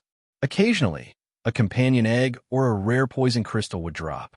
However, after grinding the Batcave today, he had only obtained 3 attribute crystals, and none of the attribute crystals had a value over 25. What crappy luck. It's a lie, right? Is the luck stat that useless? Zhou couldn't accept such an outcome. He felt that his intelligence and character had been insulted. He was already beginning to doubt life. Ignoring the fact that plus 6 luck is completely useless, my luck has worsened. From the looks of it, the effects of the luck stat have been exaggerated by others. If I had known this would happen, I wouldn't have wasted my time grinding the baby tiger. All my good time has been wasted. Zhou felt depressed as he looked at the Fortune Goldfish's stats. Zhou was dumbfounded when he saw it. When he snapped to his senses, he nearly spat out a mouthful of blood. The other stats of the Fortune Goldfish didn't change, but behind the Life Providence's luck, the annotation was different from what he had seen previously. Previously, Zhou had seen luck plus 6, but behind luck was the annotation of bad luck plus 8. It can't be. My eyes must be playing tricks on me. I clearly saw luck plus 6 previously. It can't be wrong. Zhou rubbed his eyes and looked again, but it was still bad luck plus 8. What the hell? Could it be that I won the luck pet too much that I mistook bad luck for good? That's not right. How could I have seen it wrongly? It was clearly luck plus 6 previously. No matter how bad my eyes were, the difference between bad luck and good luck is too great. Zhou thought for a moment before exiting the game dungeon. Then, he went to his dorm to take a look. With this look, Zhou's expression turned odd. Behind the fortune goldfish's life providence was indeed luck plus 6. Zhou seemed to figure something out as he entered the bat cave and summoned the fortune goldfish. He saw bad luck plus 7. Compared to before, his bad luck wasn't as high, but he was still extremely unlucky. He had no luck at all. After taking 2 steps with the Providence goldfish, Zhou realized that his bad luck went from plus 7 to plus 8. Damn, it turns out that this guy doesn't just add luck. He can also add misfortune in different places. Zhou encircled the bat cave with the goldfish and realized that his bad luck kept changing between 3 to 9. Only in a special spot did the bad luck vanish. It was a luck plus 1. Zhou stood on the rock that only allowed his feet to step on. He was momentarily speechless. Such a crappy place only added 1 point of luck. Furthermore, he couldn't move. Just a little more and luck would immediately turn into bad luck. Zhou left the bat cave and took the goldfish to try other game dungeons. Soon, he realized that the goldfish was far stranger than he imagined. In Dragon Gate Grotto, goldfish actually added wealth in most areas. Although it wasn't high, with the value fluctuating between 1 and 3, this attribute itself surprised Zhou. When he reached Tiger Cage Pass, it also added bad luck. It basically jumped between 1 to 7. Zhou didn't know if there was any place where he could add luck without walking through Tiger Cage Pass. Zhou tried several game dungeons and realized that most of them gave him bad luck. Only in the ancient Imperial City dungeon did the goldfish's life providence focus on adding luck. Furthermore, it was rather high, basically fluctuating between 4 to 10. Zhou tried grinding monsters with the augmentation of high luck. It was exhilarating. Just killing a few monsters would result in stat crystals dropping. With a little effort, companion eggs and primordial energy skill crystals weren't difficult to obtain. Ancient Imperial City was famous for having a low drop rate, but with the augmentation of high luck, Zhou still managed to drop quite a number of companion eggs and crystals. However, there were no dimensional creatures worth killing in this godforsaken place. It was useless no matter how many companion eggs and stat crystals dropped. There were no epic dimensional creatures here. The strongest was only at the legendary stage. Brother Goldfish, are you messing with me? Even if the Bat Cave is too close to the underground sea and you don't like water, I can understand if you don't add luck, but why are you adding wealth luck to me in Dragon Gate Grotto? Can you add luck to me? Zhou's words clearly had no effect on the goldfish. When he arrived at Dragon Gate Grotto, the goldfish still added wealth luck. Zhou didn't know what wealth luck was for. Instead, he grinded Overlord Snake in Dragon Gate Grotto for a while, but he didn't see any increase in the drop rate. It was about the same as usual. Where can I find a place to make the goldfish useful? Zhou felt a headache coming on. He felt that the fortune goldfish was too much of a scam. The baby tiger was much more reliable. Unable to find a dungeon that could make the goldfish useful, Zhou had no choice but to temporarily give up on the goldfish's function. He found a place in-game and got the goldfish to constantly explain fire elemental powers. Zhou attempted to comprehend the profundities of the ancient Imperial Sutra by studying the goldfish's fire elemental powers. The golden flames on the goldfish's body were its life soul, rock flame. It was a type of metallic fire that could easily melt rocks and metal. Its primordial energy skill, magma bubbles, was similar to fire. It spat out a blob of magma with powerful explosive power. It was about the same as a powerful missile. However, no matter how Zhou tried to figure it out, he failed to figure out any true meaning. Strange, could it be that I was wrong? Although the ancient Imperial Sutra has a fire elemental attribute, its true profundity isn't fire, Zhou Wen thought to himself. Zhou Wen, quickly come to our activity room. Something big has happened. Li Xian called, sounding panicked. What happened? Zhou Wen hurriedly asked. It's hard to explain over the phone. Quickly come to the grove in the old campus. There are too many of them. I can't handle them. Come quickly. With that said, Li Xian hung up. Is Li Maobai here to cause trouble again? But this is the school. What can he do? Is someone willing to kill in school for him? I heard from Li Xian that there are quite a number of people. Zhou Wen felt that the situation was a little serious as he hurriedly rushed over.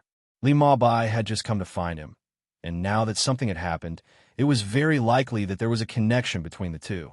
Zhou Wen anxiously rushed to where Li Xian was, but the scene he saw nearly infuriated him. He saw Li Xian and a few members of the Xianwen Club eating barbecue with a group of girls. Li Xian was surrounded by quite a number of girls and was indeed a little overwhelmed.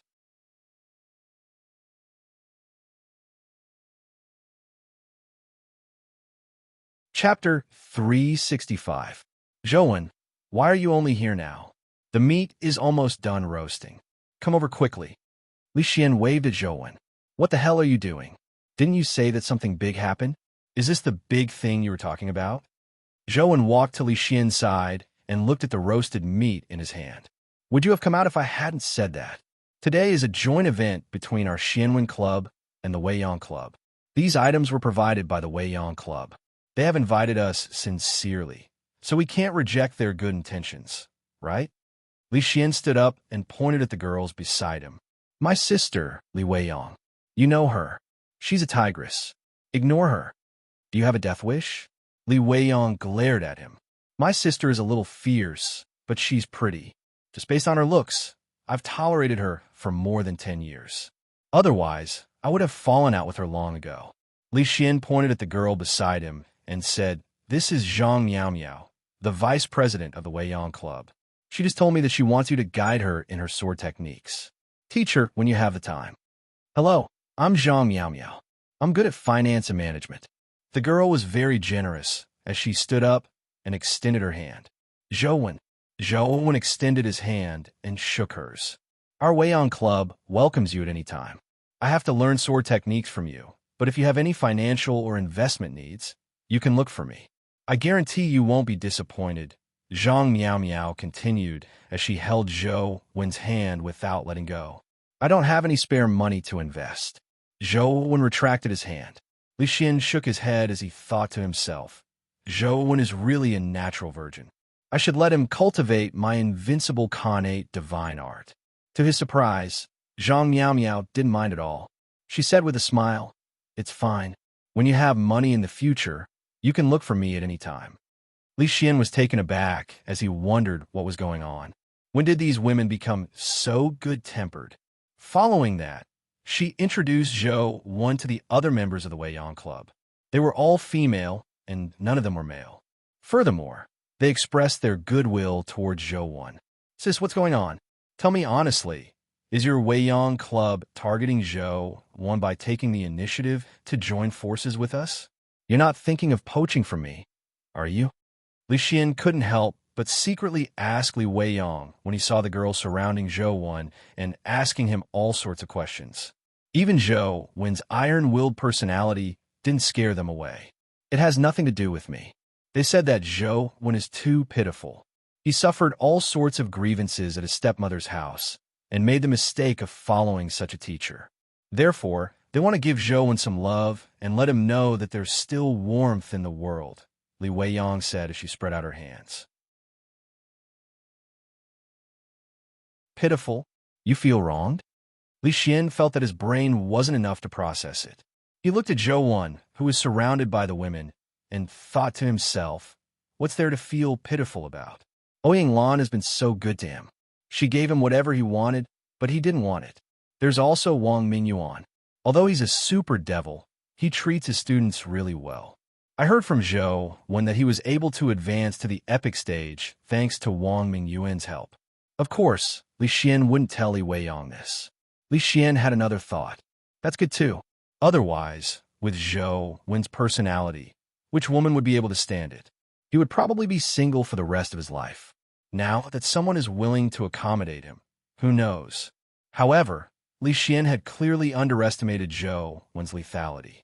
Zhou Wen sat there roasting meat as many girls sat beside him and spoke to him. However, all Zhou Wen did was grunt in response. He constantly spun the metal skewer in his hand and roasted the meat over the charcoal fire. It was as though he was more interested in the roasted meat than talking to the girls. In the beginning, the girls didn't mind. They thought that they hadn't mentioned anything that interested Zhou Wen, so they changed the topic to games and companion beasts. They had clearly come prepared. They mentioned some of the more popular games, but Zhou Wen didn't really like playing ordinary games.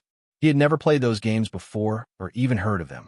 All he could do was tell them that he hadn't played those games before, leaving the girls who were good at chatting at a loss. The situation turned stiff as the girls had no choice but to chat among themselves. Your friend is really something. If he can find a girlfriend, I'll take your surname, Li Weiyang said to Li Xian with a smile when she saw the situation. Stop joking. We have the same surname.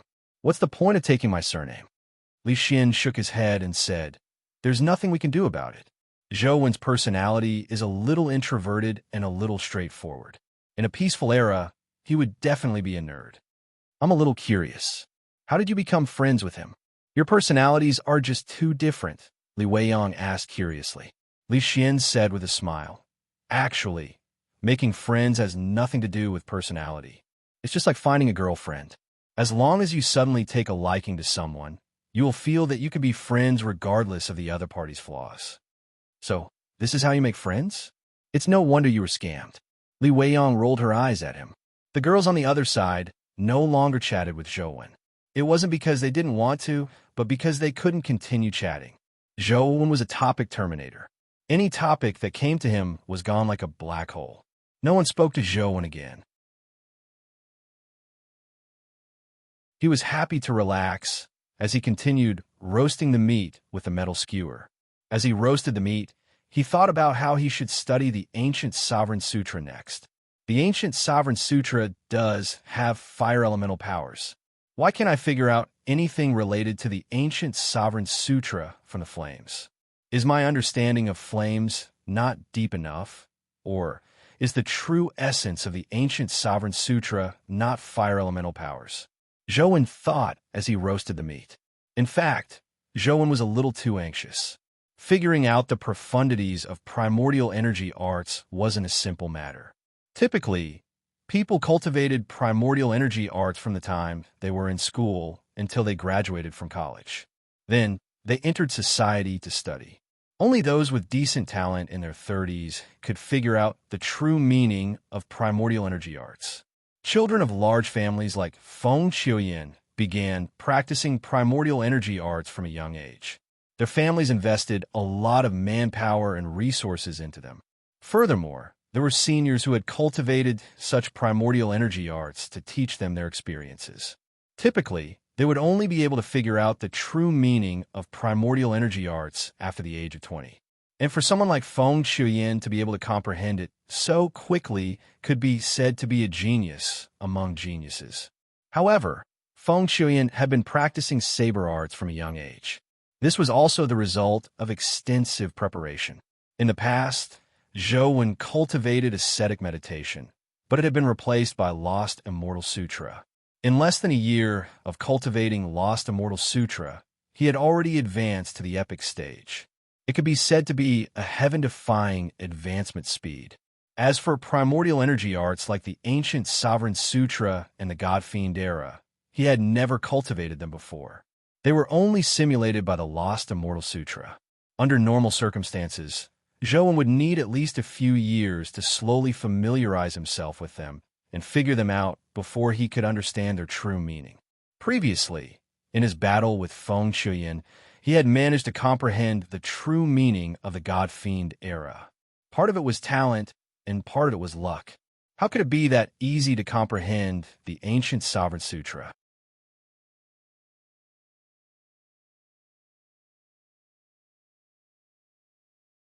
Chapter 366. Roasted meat isn't roasted like this. Look at you. It's charred. Just as Zhou Wen was in thought, he was jolted awake by a woman's voice. He looked up and saw that Li Weiyang had sat down on a chair beside him. As for the girls from before, they had already gone to play with Li Xian and company. Only he and Li Weiyang were left at the barbecue stall. "Give it to me." Li Weiyang extended her hand in front of Zhou Wen. Zhou Wen had been so engrossed in his thoughts that he had forgotten that he was still holding the roasted meat in his hand. After roasting it for so long, the meat's exterior had been charred black. Zhou Wen handed the roasted meat skewers to Li Weiyang in embarrassment. Li Weiyang placed the charred meat to the side and took a few fresh skewers to roast over the charcoal fire. "It's obvious that you have the life of a young master who hasn't suffered much. You don't even know how to roast meat. Although this isn't considered a skill, food is the foundation of our survival. Without food, even epic experts will starve to death." Now that large swaths of land have been occupied by dimensional zones, the areas where humans can harvest food have been greatly reduced. "Unnecessary wastage needs to be avoided," Li Weiyang said as she roasted the meat.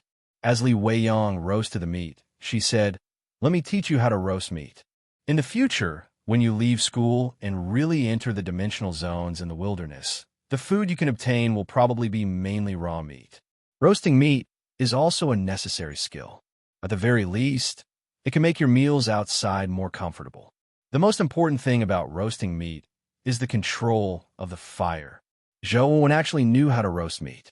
However, he had been thinking about something and had forgotten about the roasted meat in his hand, resulting in such a situation. He didn't retort when he heard Li Weiyang's words. However, as he listened, an idea suddenly flashed through his mind as he stared intently at the meat Li Weiyang was roasting. The muscles and fat sizzled as they were roasted over the fire, emitting a fragrance that whetted one's appetite. I remember that when humans first used fire, it was to fend off wild beasts and cook food. One of the three sovereigns, Swirenshi, achieved such great feats because he brought fire to humans. He was revered as the leader of the three sovereigns by the humans in the East District. Could it be that the fire elemental power in the ancient Sovereign Sutra isn't the destructive power of flames, but the vitality of flames? The more Zhou Wen thought about it, the more he felt that he was right.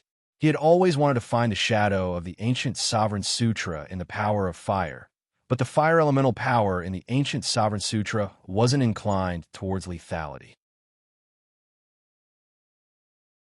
Typical fire elemental primordial energy arts could achieve the effect of releasing fire elemental powers after advancing to the legendary stage with some primordial energy skills. However, the ancient Sovereign Sutra didn't have such an effect. The fire powers it contained were reserved. People say that water is the source of life, but they don't know that fire is the source of civilization. Without fire, perhaps the cold world wouldn't give birth to life. Without fire, humans wouldn't be able to eat cooked food and kill most of the parasites in food. Zhou Wen looked at the meat roasted over the charcoal fire as more and more thoughts flashed through his mind. However, they were somewhat scattered and he hadn't grasped the main point. "I'm talking to you. Did you hear me? The next time you roast meat, don't burn it," Li Weiyang said as she roasted the meat. "It's too beautiful," Zhou Wen said as he looked at the flames. At that moment, he felt that the flames were somewhat different from usual. They emitted a touching glow. Usually, when Zhou Wen looked at the flames, he only felt their heat and lethality. But now, when he looked at the flames again, he felt that there seemed to be a rhythm of life energy in them. Although Zhou Wen still couldn't accurately grasp the essence of the flames' influence on life, in his eyes, flames were no longer as simple as a destructive force. "What did you say?" Li Weiyang was slightly taken aback as she turned to look at Zhou Wen. "It's really beautiful. I never noticed it. It usually looks so fiery, but it actually has such a beautiful side," Zhou Wen said as he stared at the roasted meat. He was naturally referring to the flames. Li Weiyang wasn't an immortal, so she couldn't see what was on Zhou Wen's mind. When she heard Zhou Wen say that, she imagined that he was talking about her. She couldn't help but blush slightly as she said in embarrassment, "It's just roasting meat. It's not a big deal. It's not as good as you say. No, to me, this is the most important thing. It's just too beautiful," Zhou Wen said as he stared at the flames. His body and mind were already attracted by the throbbing flames. Why do you have so much nonsense to say? Eat your roasted meat. Li Weiyang handed the roasted meat to Zhou. She was somewhat embarrassed to be praised like that, especially by a boy. Even she, who usually had a fiery temper, felt a little embarrassed. I finally understand. So the true characteristic of fire isn't destruction, but life. The fire of life is its true beauty. I finally understand. Zhou stood up and walked back. He finally understood why he had been unable to figure out the true meaning of the ancient Sovereign Sutra. He had been going in the wrong direction from the beginning. Now, Zhou only wanted to return immediately and study the ancient Sovereign Sutra again. He couldn't suppress his excitement. Li Weiyang held the roasted meat and stood there in a daze. She watched Zhou run away, her mind filled with question marks. Flames? Beautiful? Moving? What the hell? What's wrong with Zhou? Li Xian walked over and asked Li Weiyang in puzzlement. How would I know what's wrong with that lunatic? I'm not a lunatic. Li Weiyang angrily stuffed the roasted meat into Li Xian's hands and got up to leave. What the hell? What's wrong with him? Li Xian wore a dumbfounded expression, unsure why Li Weiyang was so angry. After Zhou returned to his dorm, he began studying the ancient Sovereign Sutra in the training room. Soon, he realized why the fire elemental powers that came with the ancient Sovereign Sutra were so weak. This wasn't because the ancient Sovereign Sutra wasn't strong enough, but because going too far was as bad as falling short. The true essence of the ancient Sovereign Sutra was life. If the power of fire was too strong, it would destroy everything, including life. Therefore, the power of fire had to be present, but it couldn't exceed a certain limit. It was the same principle as the sun's effect on humans. With the sun, there was day and night, as well as the 4 seasons. With the sun, there was the possibility of life. However, if the land was too close to the sun, all the plants and animals on the land would be charred. No life could withstand it. It's just like roasted meat. If it's too raw, it can't be eaten. If it's charred, it can't be eaten. The most touching part of life is nothing more than that spark. Zhou vaguely felt that he had grasped something, but he couldn't grasp it accurately. For the next few days, Zhou spent his time in the training room studying the ancient Sovereign Sutra. His understanding of the ancient Sovereign Sutra's true meaning increased.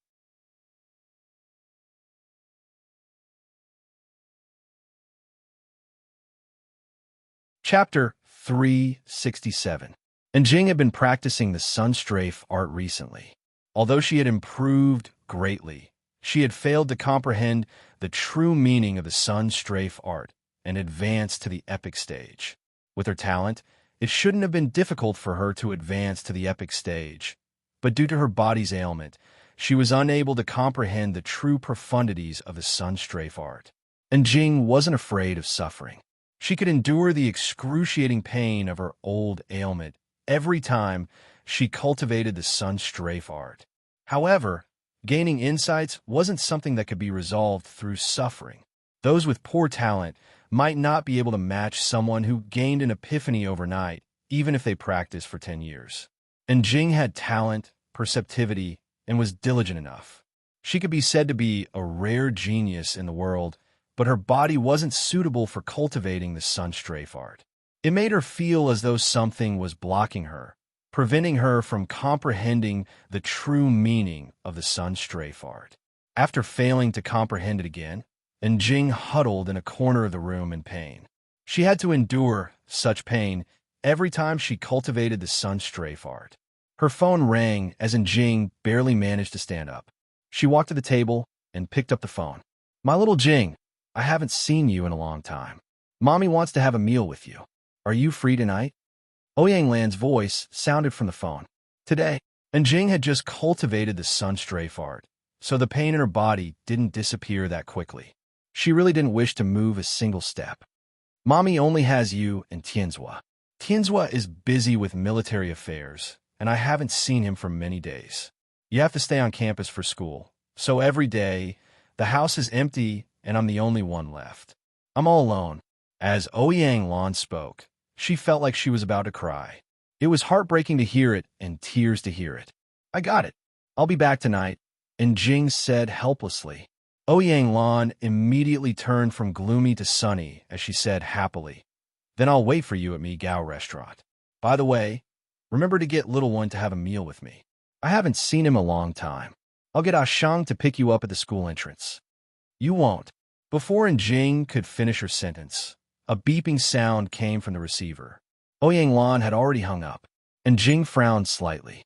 Although she had already put aside the matter of the spot when she took the initiative to let Zhou Wen replace her at the Holy Land, she still wasn't willing to face Zhou Wen.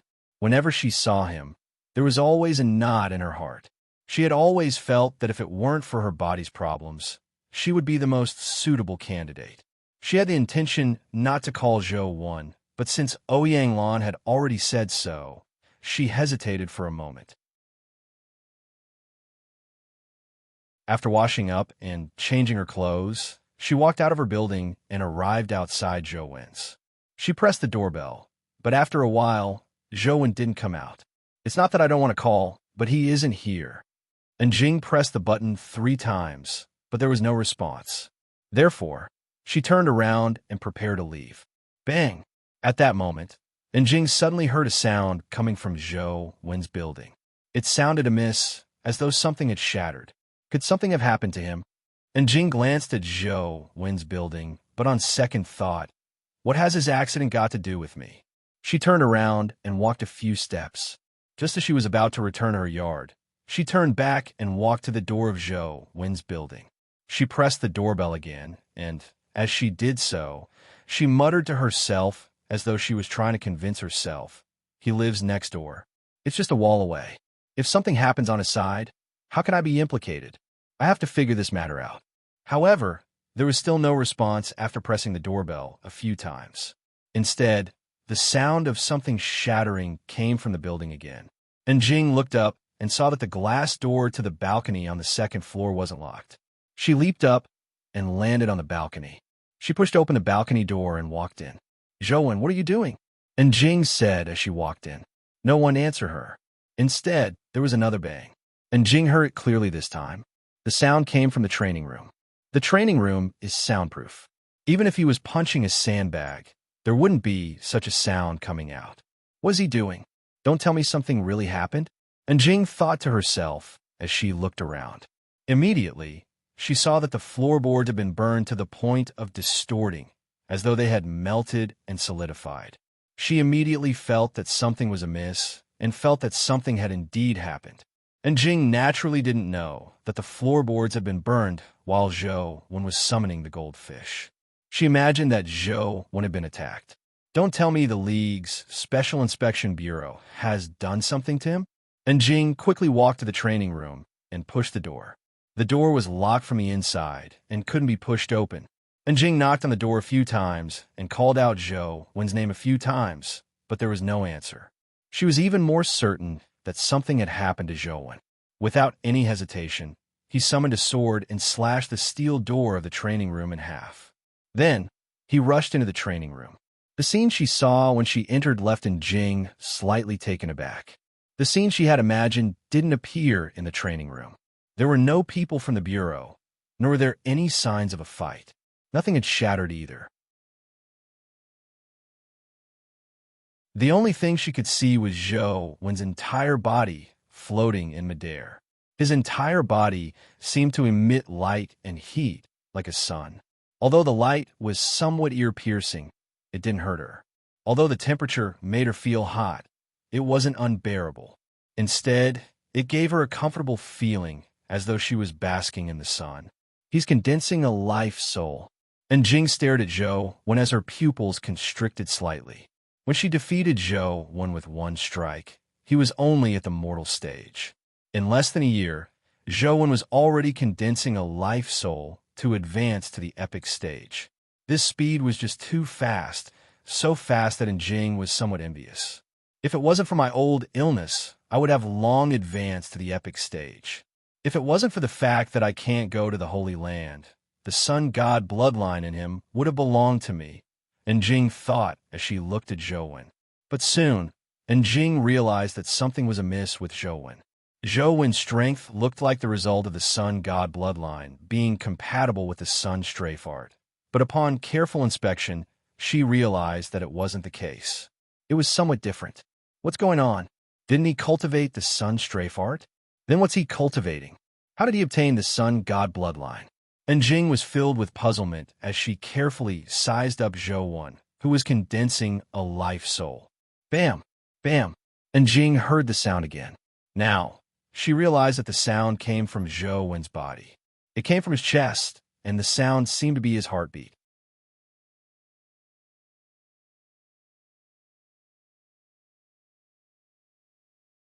Chapter 368.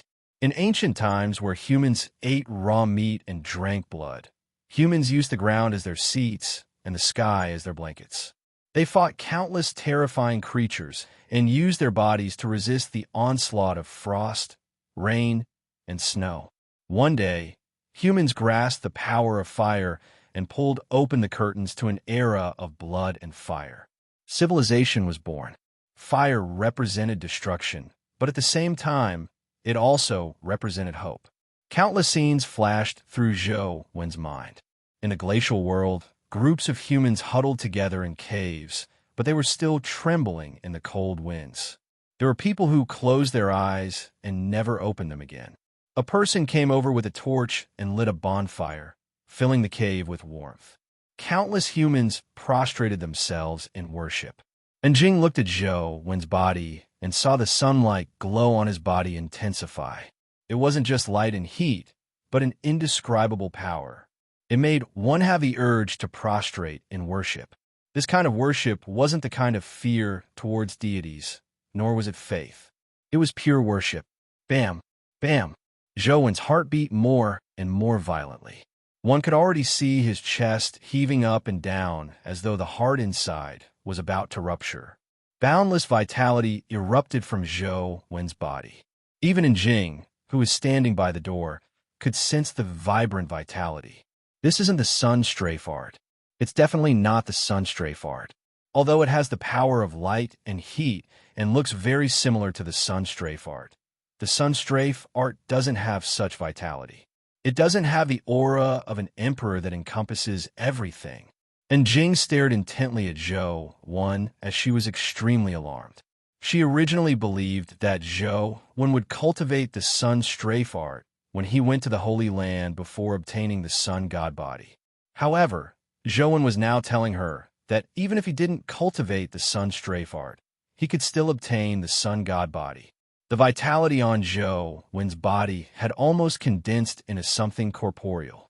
It illuminated the entire room like sunlight. And Jing, who was standing by the door, was also illuminated by the sunlight emitted from Zhou's body. And Jing immediately felt a warm force invade her body. Soon, her entire body turned warm. Her body, which was still in pain from the relapse, felt much better. The pain in her body was rapidly vanishing. How can this be? And Jing found it unbelievable.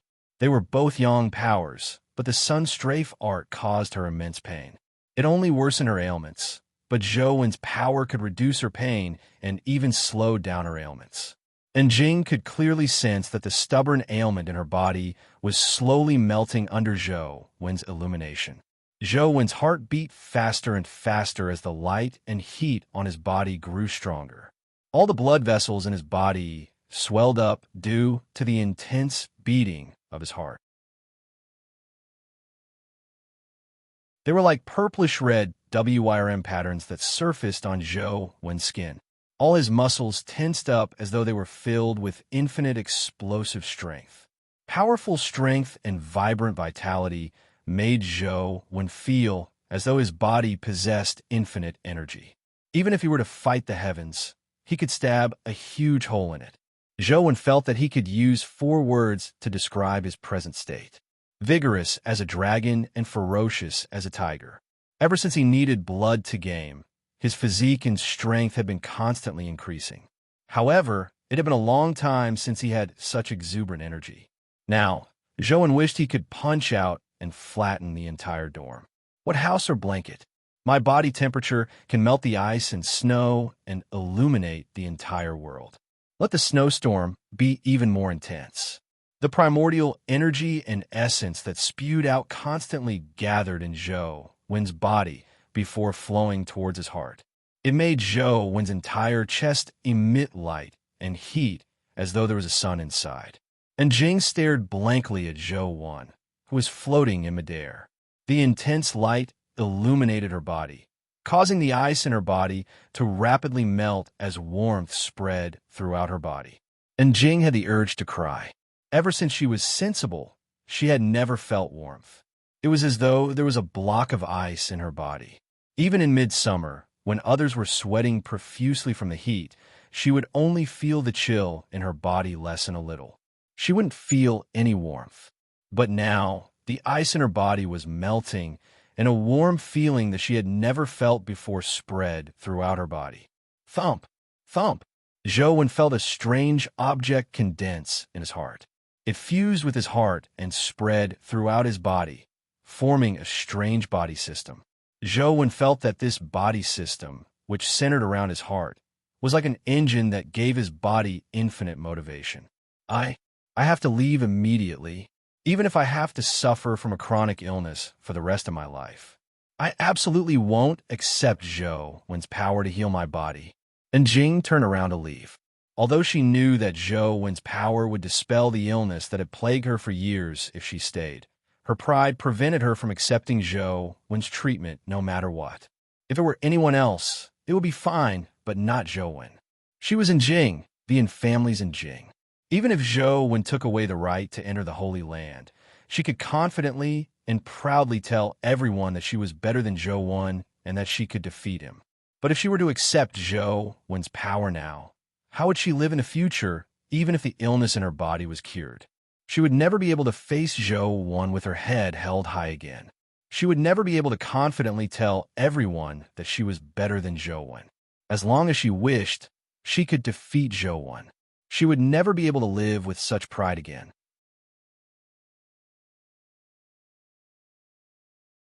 This was even more intolerable than being infected with a chronic illness. Without any hesitation, Jing turned around and left. Although her body yearned for sunlight, she would rather walk into the darkness to preserve her final pride. However, at the instant Jing turned around, Zhou Wen's strength completely erupted. The radiance on his chest spewed out like the sun's radiance. Instantly, the resplendent radiance seemed to melt the entire room. And Jing's body was also devoured by the radiance. And Jing felt a scorching power instantly fill her body. The coldness in her body was like snow that had been placed in a furnace. In a blink of an eye, it melted. It was as though some kind of metal chain had melted in her body. Her body couldn't help but go limp as she slumped to the ground. Zhou Wen's consciousness was completely awakened. He saw a humanoid figure that emitted a glow like the sun floating in front of him. He knew that it was likely the life, soul condensed from the ancient Sovereign Sutra. However, apart from the life soul that the ancient Sovereign Sutra had just condensed, there was a woman sitting paralyzed at the door of his room. She was holding onto the door frame with both hands and struggling to stand up. And Jing, their eyes met, and Zhou Wen immediately recognized who it was. You're tuning into the Warrior Lore YouTube channel. Don't forget to subscribe and join us on this journey to catch the most captivating stories.